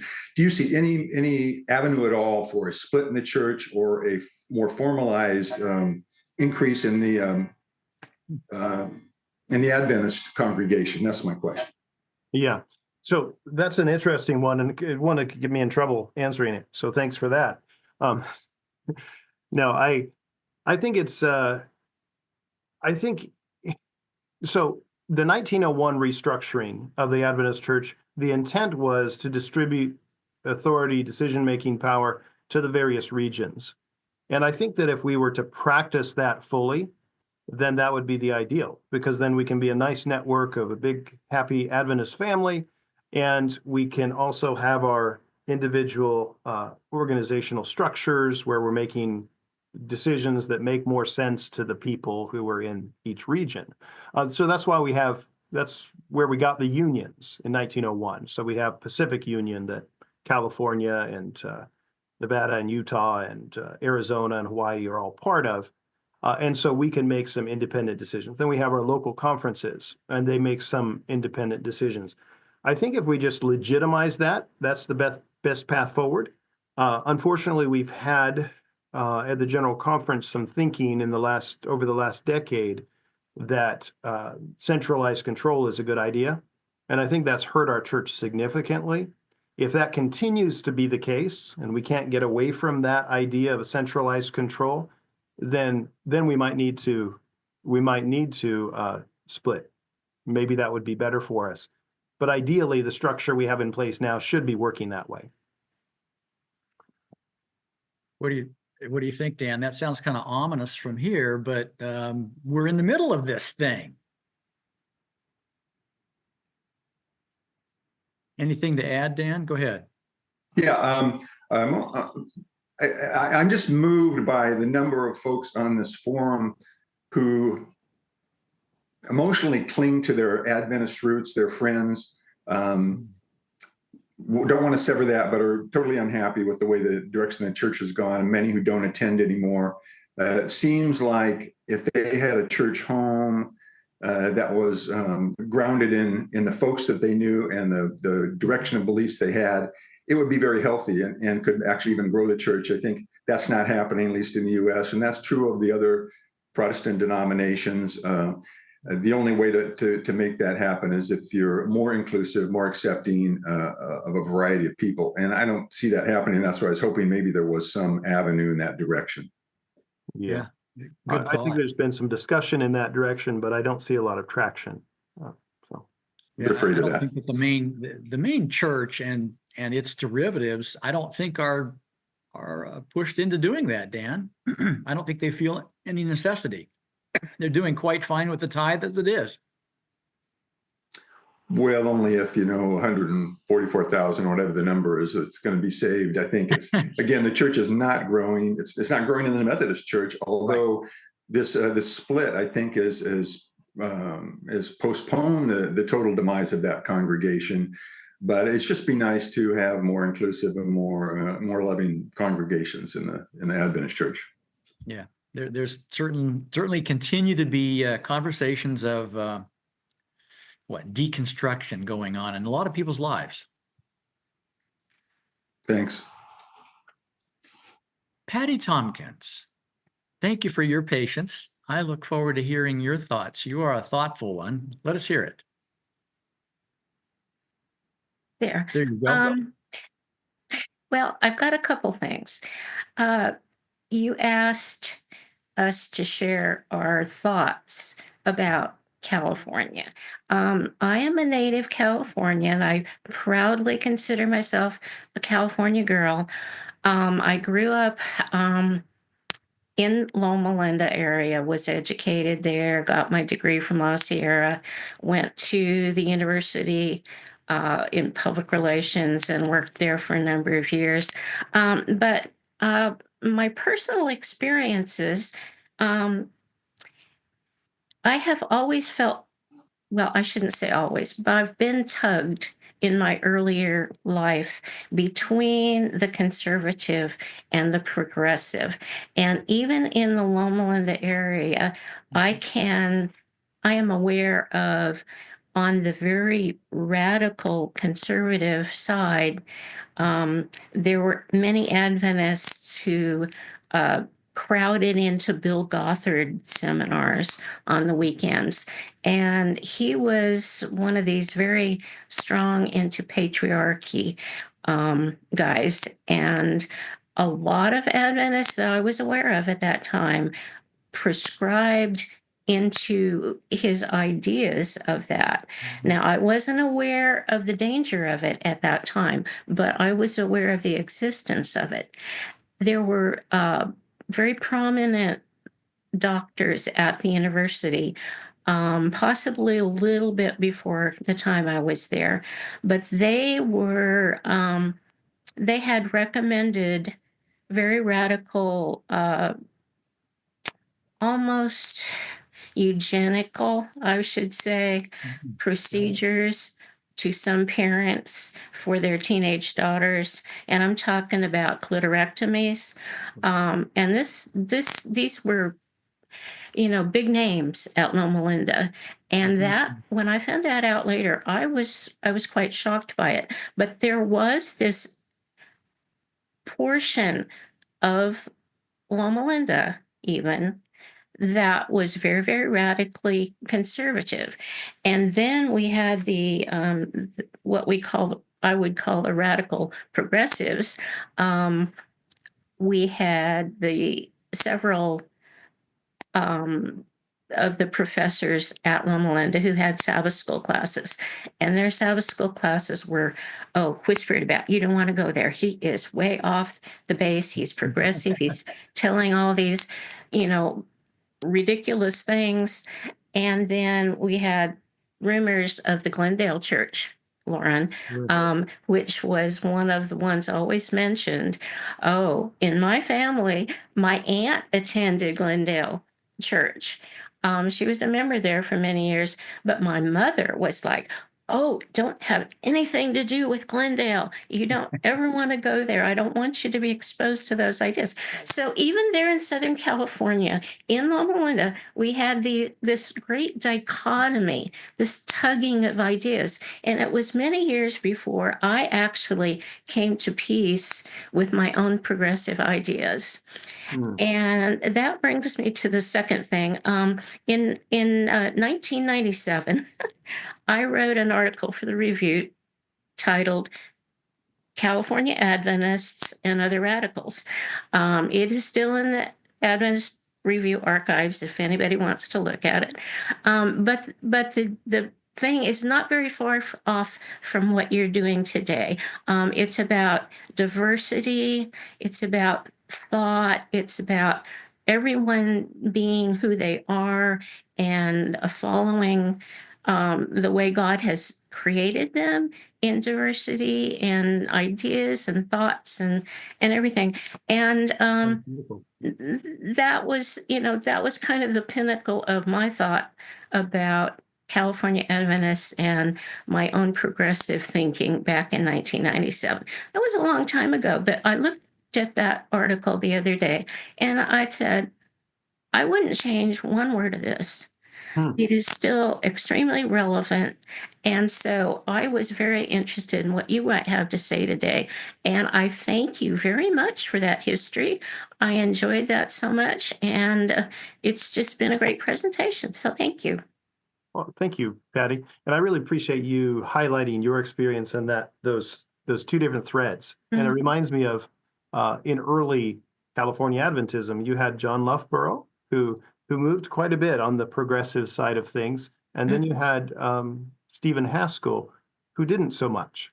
And they would trade back and forth being president of the conference, and they were working together. So we've had both of those threads, I guess, from the beginning. For me, it's the issue of the center of gravity. And there's also that shift with fundamentalism where it kind of conflicted the whole thing.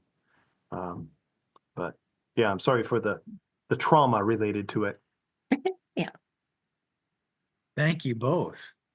Eduardo, can I depend on you bringing us back to a centrist position? What do you think today? Well, I want to share something with James that I think he's not aware of it. First of all, let me tell you a little story. I bought the book Messenger of the Lord by Herbert Douglass. I started reading it, and then I discovered that he was making a mistake. So I wrote to the Pacific Press, and they sent my letter to him, and he replied and said, Mr. Gutierrez, you are using a fake Sister White letter. And I said, how come? I'm getting it from the Loma Linda White State Archives. So the next time he called me, because I'd include my phone number on the letter, and I received a call and he said, Mr. Gutierrez, yes, sir. This is Herbert Douglas. I'm a poor human being, and I made mistakes like anybody else. So I forgot to react correctly and tell him to correct the error. But this lesson comes from the fresh publishing of The Living Temple by Dr. Kellogg. And Sister White said, be careful what our publishing offices do. We don't want to help Satan. This is about bringing many voices. And it comes to the 1901 reorganization. Let me see if I can. And I would like you to say this statement because it'll be helpful for you to understand.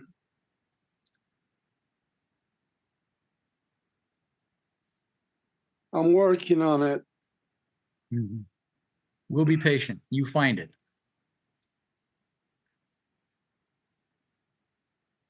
Here is. Every conference is to touch every other conference and be in harmony with every other conference. God wants us to talk for this, and He wants us to act for this. General Conference Bulletin, April 5, 1901, Article 8, Paragraph 3. In 1901, the plan was to decentralize the power, but not the teachings. And I think what you are suggesting, that many voices in different conferences all over the world can have their own opinions, their own teachings, their own understanding. And I don't think that is correct. What do you think? Yeah, so I always appreciate some pushback. So I hear it, I feel it, I'm thinking about it. My initial response, though, is that yes, that quote's legitimate.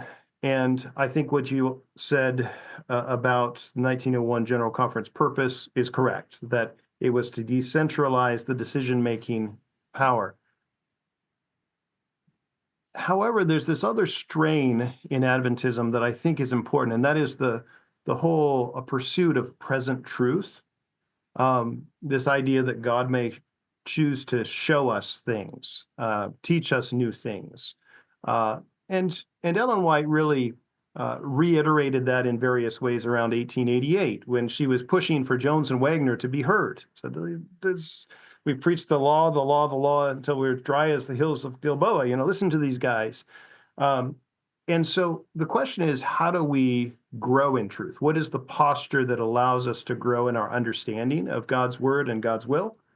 And it is, I think, absolutely necessary, unless we expect a universal download across all Adventists or all Christians at one single moment. It is absolutely necessary to our growth for us to have variety of thought.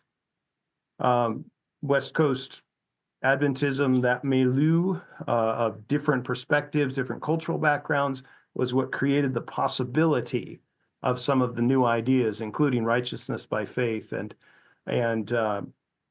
some of the other innovations, most of them practical, but some of them theological.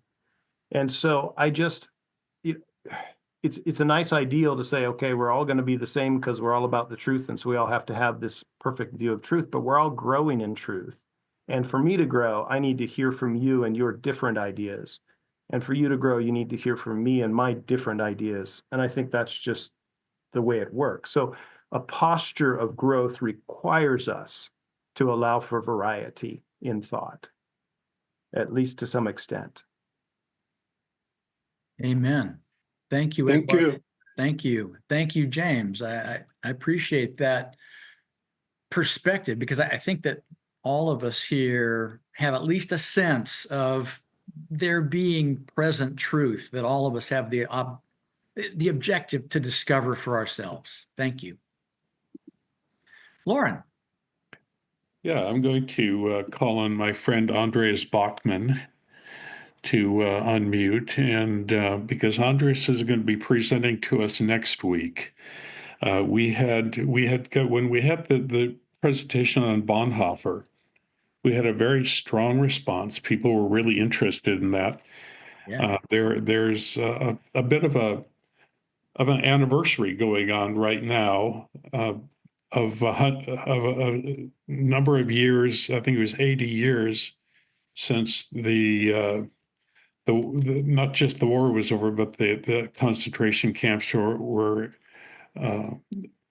discovered and opened up. So there's a particular interest right now in Bonhoeffer, and Andreas is going to show us another aspect of all of that, the Barmen Declaration, which Jeffrey Gang talked about when he gave his presentation on Bonhoeffer.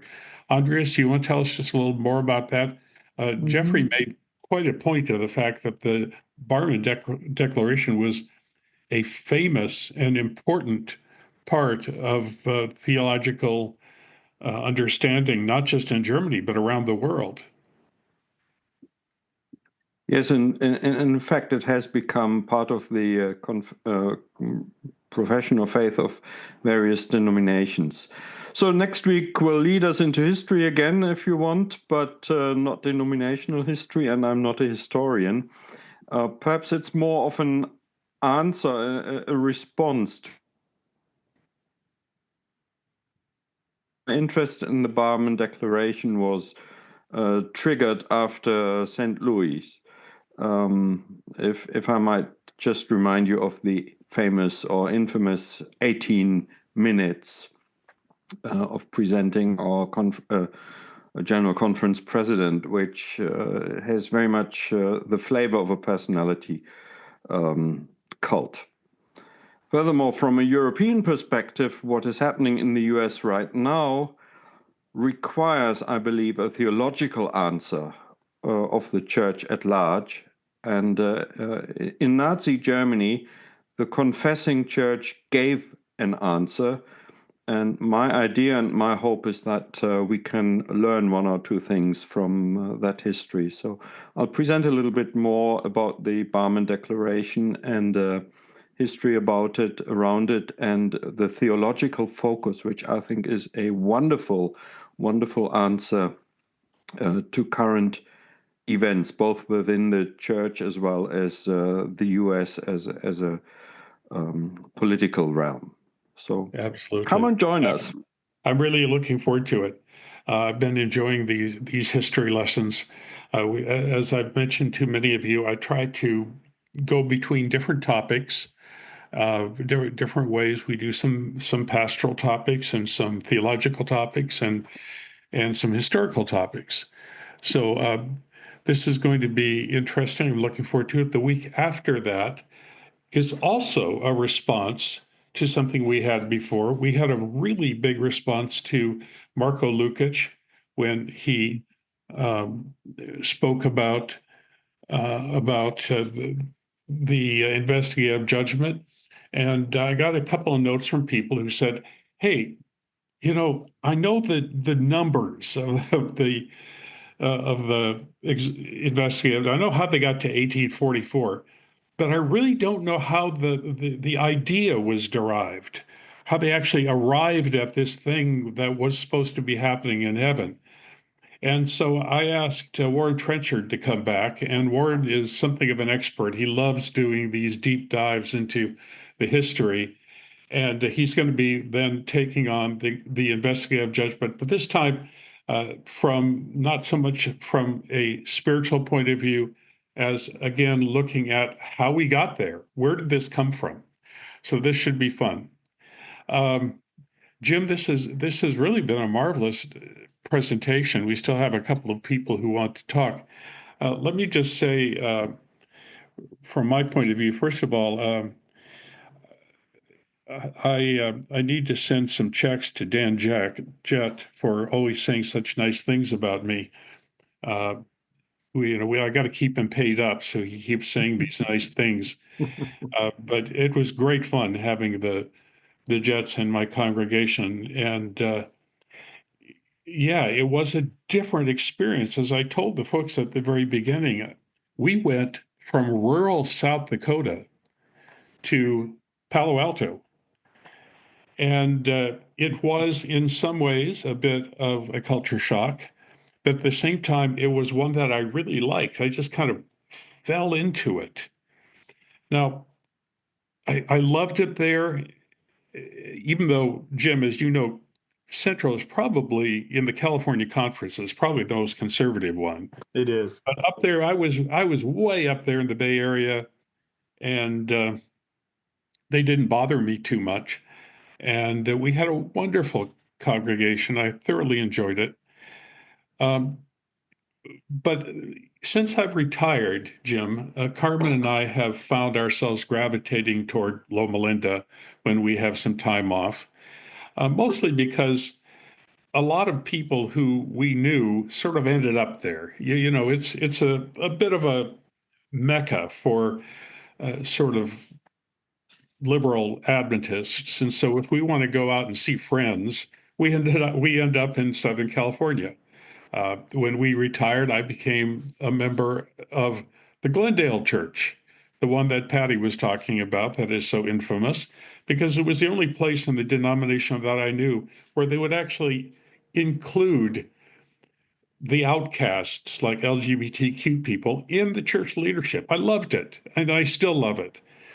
The question that I have, I don't know if it's a question, it's a comment, Jim. Loma Linda has so much pull. I mean, there is such a center of gravity there. You talk about every time we have a story about anything that's happening in Loma Linda and Adventist today, the university, the hospital, people just really love it because Loma Linda is our hospital, our place. At the same time, it is a very liberal place. It really is. You can't escape it. And we have these things like happened with Reiner Brinsma, where he comes to give a presentation and the general conference calls and says, no, you can't give your presentation there. I mean, there's almost like there's a war on Loma Linda that pops up every once in a while. And I'm wondering if there is any way of really understanding that. Yeah. Yeah, and I don't know that I have anything profound. I do think it connects with the difference in outlook that was there, and then was, fundamentalism comes in, and it becomes the expectation of uniformity comes in, and I think that still drives some of those attacks. But you do have the earlier attacks too, before fundamentalism, of Prescott on Granger at Hillsburg College, cultural clash. Yeah. I'm not sure we ever get away from it entirely, but reflecting on what's going on might help us to reduce it. Well, exactly. Thank you very much. This was extraordinarily interesting, particularly for those of us who have spent time out there. Lauren, let me introduce perhaps a little bit of response. I went to school at Loma Linda. I'm a doctor, and I think I'm aware that the church is a little hesitant to come down too hard on physicians. I think physicians are looked up to in a lot of ways, professionally, but also financially in our churches, but also as leadership. And I think there's hesitance about what's going on, and the GC is a little antithetical about allowing these left-wing Adventist doctors to have too much sway, and they try to make a difference as soon as they can. Yeah. What do you think, Jim? You bleeped out, so I didn't hear what you just said. I wondered if you'd observed something similar too. I mean, do you think that there's a palpable perception of this other strata of Adventism that is doctors? Yeah, like it's more permissible for doctors to do their liberal thing, and Sure. yeah, maybe. I mean, anybody who is likely to make a little more money, perhaps, and maybe give a little more time, tends to get a bit more of a pass. And then maybe that's a bad caricature. I know there are plenty of starving doctors, but yeah, I wonder if that is part of it, though, or if it's just when it's a preacher, they're disseminating ideas. The doctor is useful and maybe theologically harmless. I don't know. I'm kind of thinking out loud. What do you Yeah, think? I was too, but that's a sensation I've had for some years. Interesting. Gina Jett, you've been patiently waiting, the other side of the Jett household. Where's this taking you? Well, I've lived in California my whole life, and other than a couple forays that I went to Union College for 1 year, and I sold groceries in Alaska one summer. But other than that, I've lived in California. So I kind of go with the J.N. Loughborough idea of, the commandments and faith in Jesus Christ. And I don't know why we need to have more. I have two sons that were both baptized in the Adventist church, and Lauren was their pastor, Lauren Seibold, and gave them Bible studies, like a baptismal class. But I don't think he hammered too hard on the fundamental beliefs, the 28 fundamental beliefs. And I say this because my younger son was so enthusiastic about baptism that he wanted to know if the dog could also be baptized. And I feel quite sure the dog couldn't understand the 28 fundamental beliefs.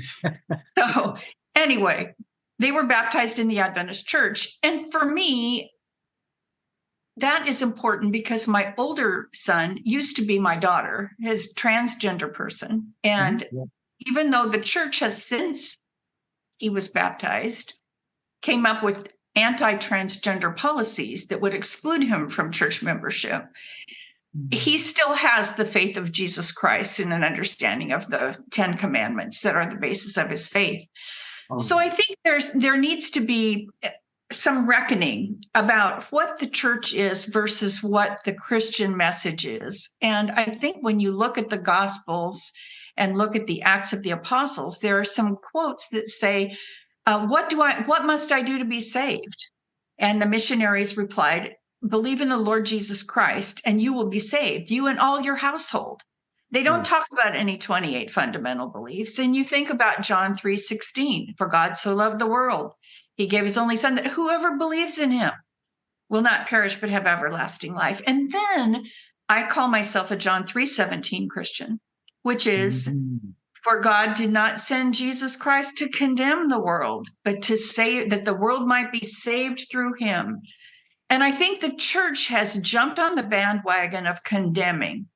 And I think that I appreciated, Jim, your discussion of the evolution of the church and how it became what it was. But I was listening to Patty Tompkins' comments about Bill Gothard. This was very prevalent where I was growing up in the Bay Area in the 1970s. People were so gung-ho about Bill Gothard, and it ends up that he was later busted for sexually inappropriate behavior with members of his staff and kind of walked the hall of shame after that. So, but we kind of gloss over that part because he was a headship theory. He was the men were in charge theory. And that was a very prevalent part of my growing up at PUC, was that men were in charge. And if you were a feminist, it was a bad thing. And for me, my mother had just been fired from an Adventist conference for trying to claim medical benefits that they had said you may be entitled to, which they interpreted was men could get it. And my mother was fired. So yes, I was a feminist because I thought that was wrong. And I thought the church was operating in a dishonorable way. It was paralleled with the Mary Kay Silver problem with the Pacific Press, although she never knew who Mary Kay Silver was. It was going on at the same time. So this is part of what my journey has been. And I think I've seen in comments in response to the Adventist today, sometimes people who are more conservative will say, well, you knew what the Adventist church was when you signed up for it. And if you don't like it, just go somewhere else. And I think that kind of underscores the idea of, this has nothing to do with salvation. Membership of the church is a separate thing. And maybe it's more like a country club, and maybe it's more like a distillation of the thoughts of the people who want to be in this club that has nothing to do with your salvation. And I appreciated the comments that Linda made earlier about what's all this stuff about not eating pork? What's all this stuff about the investigative judgment? She never heard of any of that. And when I was baptized, I was never talked to about the spirit of prophecy or believing in any of that. And I was baptized because I believed in Jesus and believed in God and believed in keeping the commandments and all of that. And when I got my baptismal certificate, it said, because you believe in Jesus and in capital letters, spirit of prophecy. And I'm thinking, what is the spirit of prophecy? The fact that it's capitalized it's a title of something that I don't know anything about. And I've just been baptized into something that says that I believe in this. And I was troubled by that. And then I found out later what it was. And I thought, there's kind of a bait and switch going on here in that this was never disclosed to me. This was never told to me that to be a member of this group, I had to believe in that. So I think that a mistake the church has made is, I think it needs to meet people where they are. I don't think that you need to go through a baptismal class and learn the 28 fundamental beliefs before you can become, before you can become one of us, which is one of the church. But it has nothing to do with your salvation. Jesus doesn't care if you believe the 28 fundamental beliefs. Jesus cares if you believe in him and believe in the restorative power of creation, forgiveness of sins, and redemption. It doesn't have anything to do with this membership. So I've been in and out of the church different times. I got kicked out. My friend was guilt by association. They said, well, who are you associated with? I said, my mother, who got bounced out because she wouldn't agree to back down on this medical benefits issue, which was ridiculous. So I got disfellowshipped for that and was like not a member of the church the whole time we were in Lauren's congregation. So I thought, well, that's an interesting time. Anyway, that's my journey and my thinking on, I just think the church makes a mistake by trying to cull the herd. And we have this entire tradition of Adventism that has evolved over the years, that we have these traditions and beliefs and things we do in our congregation that we never had when we started out.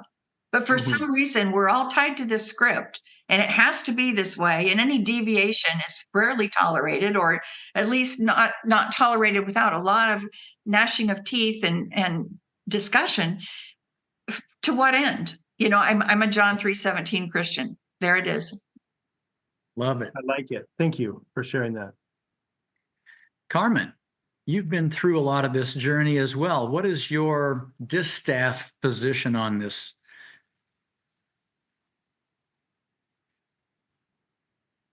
I'm not hearing you.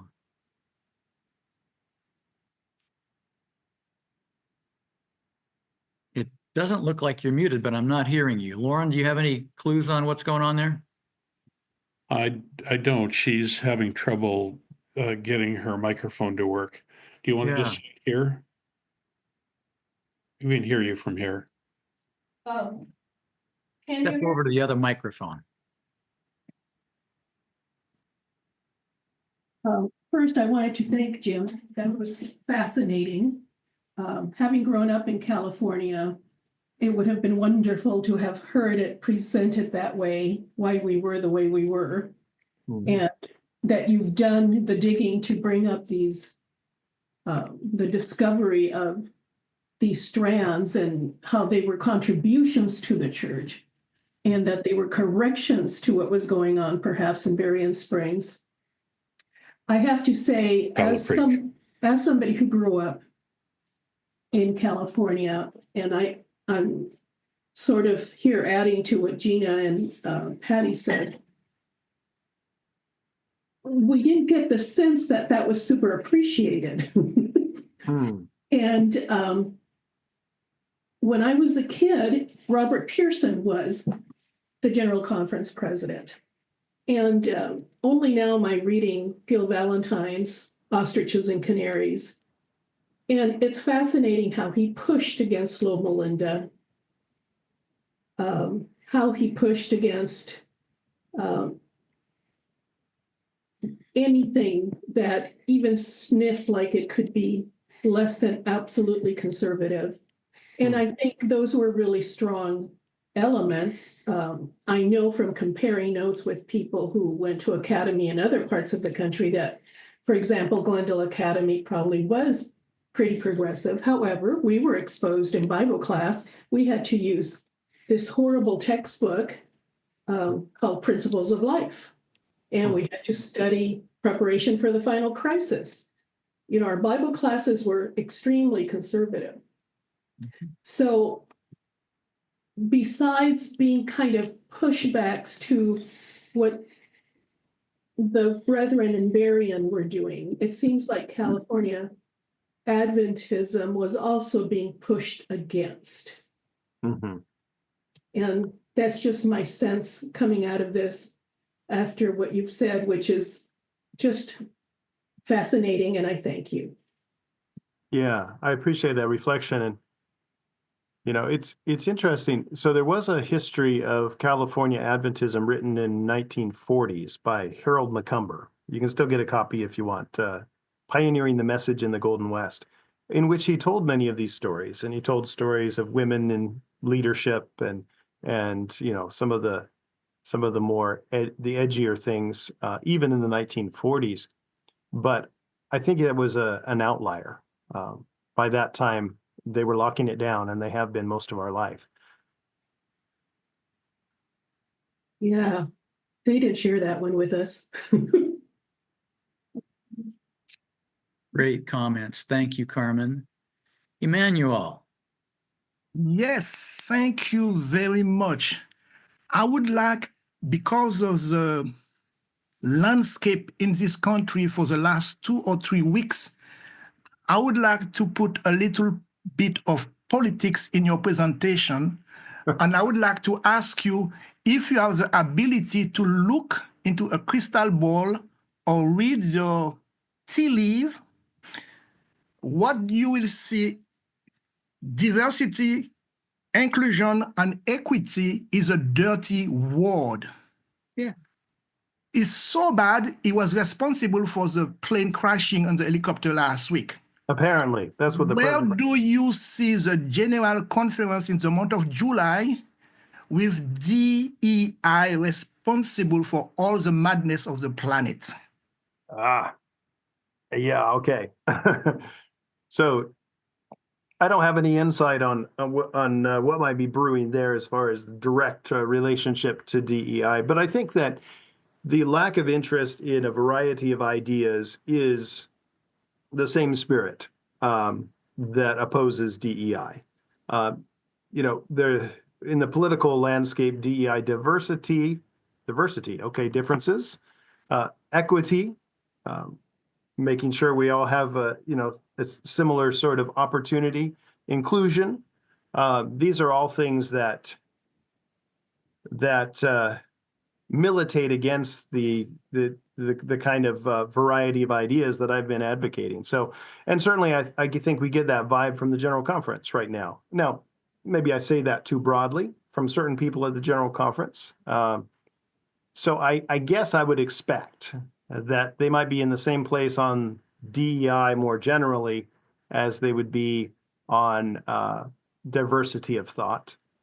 When you see the other as a threat rather than a gift, you see it as an erosion to your ideals rather than an opportunity to grow. That's a general approach that's going to minimize humans, humans in California or humans that look different than me. So I don't have any insight on what's going on at the General Conference, but I think the posture is concerning. I think I would throw in here, Jim, that given that probably a lot of Seventh Adventists are very conservative politically, I think there's a lot of tiptoeing going on. Anything that they say, I was told this week that the statement that the NAD made with regard to immigration received a lot of hate mail in response. and so anything that they say about politics is going to have to be so carefully considered. Mhm. Yeah, on Monday we had a day without immigrants, a protest that the students on campus here at PUC put together, and it was a positive thing on campus. But I did sense from from our administration certainly careful tiptoeing, and they did put out a statement in support and expressing empathy and things like that. But it was clear that the political climate was probably very much in the minds of those who put it together. Sometimes we're influenced when we try not to be. Good influence. That was a good thing to do. I'm glad to hear that someone there was acting on that. Yeah. Randy Robertson, I've loved watching your chats. I know that you're distilling things along the way. How can you bring this together for me? Well, I don't know that I can bring it together, but as the queer ministry coordinator for a Seventh-day Adventist church, okay. Good, I like it. There's just a funny story that lives behind it. I'm not really that, but I did have the lead pastor of the church that we participate with through a course of events say, well, I told my brother you're the queer ministries coordinator. I love it. From that perspective, at this point in time, I struggle with why I struggle with why I even stay engaged with a group that claims to be something which demonstrably in many, many ways is not. I'm not sure. I haven't figured out exactly why I stay with it, other than there's a group like this and the church community we participate with. But, I read and follow along probably way more, spend more time worrying about some of this stuff than I probably should. And I find it curious, and this doesn't, it does kind of play to what James was talking about today. So I don't know on the 18th of January, they had Andrews University, they had the religious liberty, whatever it was, toot our own horn thing. And I found it interesting that one of the presenters, I'll just let you all go read the material and figure it out for yourself, was kind of bragging about how they managed to work with the 2025 people, Project 2025 people, and get the Sabbath cutout in the Project 2025, the Sunday law stuff for Sabbatarian worshipers. And I'm thinking to myself, so we're going to go to the bed with the enemy and we're going to throw everybody else under the bus so we can worry about how we keep Sabbath. That's not religious liberty. And it goes to this whole kind of conversation that we're having in a way today about how we have evolved to become an exclusionary organization as opposed to a broadening and including inclusion-based organization. And I probably should leave it at that and see if James has got any thoughts. What do you think, James? Wow. No, I appreciate that, Randy. And unfortunately, you're too much right about that. It always puzzles me how, so I'm just going to reflect out loud a little bit. I'm not sure I have anything much to add to your comments, but it always puzzles me how we can be friends with our neighbors who have a very different lifestyle, belief system than us. And we're kind until they come to church. And then we feel like institutionally we have to do something to keep the church in its proper form. Okay. So we become mean as soon as we step foot into church, where we might not always be mean on the one-on-one level. And it disturbs me. I just don't think that that's what the structure is supposed to be for. But it's an interesting phenomenon. I think we should interrogate that and explore what's going on there. More broadly, it's interesting how we could fixate on the Sabbath and not on the value of all of the people who are being injured by Project 2025. We've lost our soul, the soul of our faith, if that's where we are. That it's more about the mechanics of the thing or our own freedoms than it is about the freedoms of others. Our institution hasn't helped us on that level. This goes back to an earlier question. Would it be better just to divide up a bit? It does push that question. I would add this, Jim, to their credit. Liberty Magazine pushed back against that Sabbath carve out. They said they took us back again to the history when A.T. Jones appeared before the congressional committee in one of the early attempts to do a Sunday law and said, we don't stand for an exception that allows us to worship on Saturday. We stand for no law at all. And I appreciated that on their part, the editor of Liberty Magazine. Yeah. Yeah, this is a rabbit trail, and I don't know how much I should ramble at this point, Lauren, but I'm just going to say a couple things. It's interesting. It's disturbing. It's disturbing to me how we can lose the purpose for our existence. Purpose for the Seventh-day Adventist Church at the beginning was a restorative message for the world. Okay, that's very positive. We can also, as a society, we lose it. The equality movements, Black Lives Matter, woke, DEI. There's a pretty long list. It seems like sooner or later, there are voices that somehow make it a threat to me and make me the victim.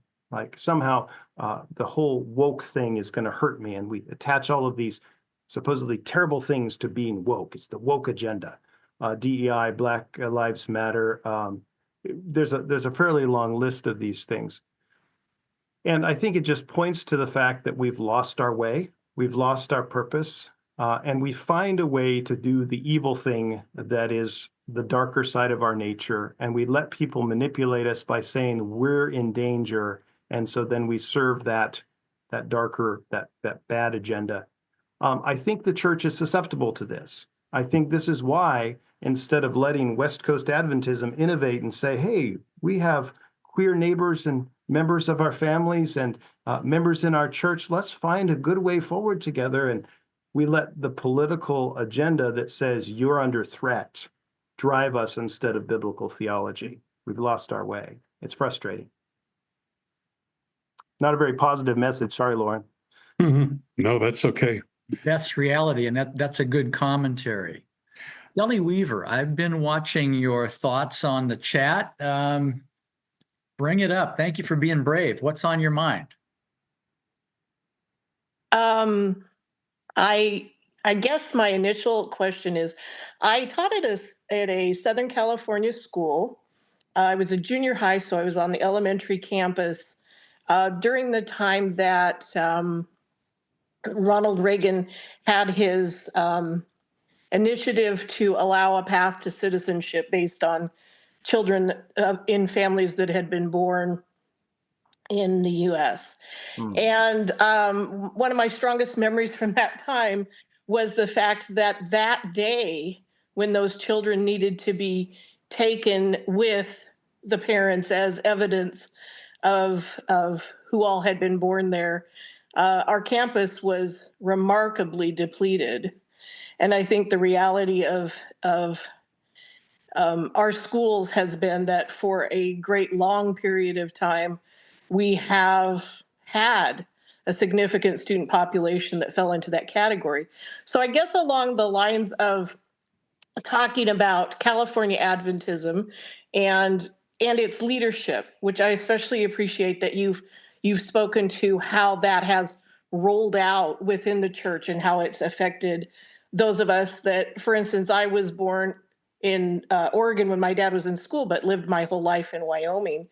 Our family was a family of professionals and educated, and we certainly lived within a church with many conservative minds, but we were an actively discussing, studying family. And so when I moved to California, I found that just, a tremendous spiritual, religious, and intellectual freedom in that tradition. And so I guess in terms of that leadership of California Adventism across our church and across our country, I'm wondering, as these new policies are unrolling here, and you spoke to this some on your about actions on your campus, what preparations are being made, and how can the California Adventist educational system in particular, and hospital system, set an example in terms of what policies are being made for when inevitably the reverse of my experience happens and those ICE teams hit your campuses, come into hospitals. I mention this because, I have a family member in a residency right now, and he's one of only 6% of Hispanic physicians in the U.S. who had a conversation with his residency director about what policies are we planning, for this inevitability. It will happen, just as, the reverse of that happened during my time. I would be hopeful that the California Adventist tradition of education and proactive response has something in the mill there, because I think all of our hospitals and schools need to prepare for that. So I guess that's my question. Yeah, and I don't have a lot on that. I know it's an active conversation here, and I suspect that some of the others, conversation is only conversation, but parsing out, okay, what are our rights? What can we do here? And so I think that's part of it. What I wish for, and I was sharing this with somebody just yesterday here on campus, what I wished for is for us to be much more proactive rather than reactive. And this requires us to go into a space that we're often not comfortable going into, and that is the interface between our faith and our politics. And so I think if we're going to make that difference, we're going to have to cross over. We're going to have to say, yes, this is a politically bound issue, but it's also a theologically bound issue, and we're coming from that frame to speak into it. So I don't know where we're going to go as a whole. I think you're raising a good question. I'm very interested in the outcome as well. I know the conversation's happening, trying to be part of the conversation, but I think that's the difficulty, is that on this campus, on any campus, you have people who voted for Trump, and you had people who voted for Kamala Harris, and those who voted for Trump because of the narrative that's been spun that makes them think that immigrants are a threat to them. Okay. Maybe that's too simplistic an analysis, but that's part of what's going on there. So I think we have to, as a religious organization, say, no, here are our theological underpinnings for why we need to care about the other, the stranger within our gates. And we are going to map a path forward based on these theological underpinnings. Let's start that conversation now. I haven't seen us do that yet. On a broad basis, I've been trying to do that in my classes, but that's fairly limited. As far as an institution, though, that's your question. We have to cross over. We have to be willing to speak into politics from a faith perspective.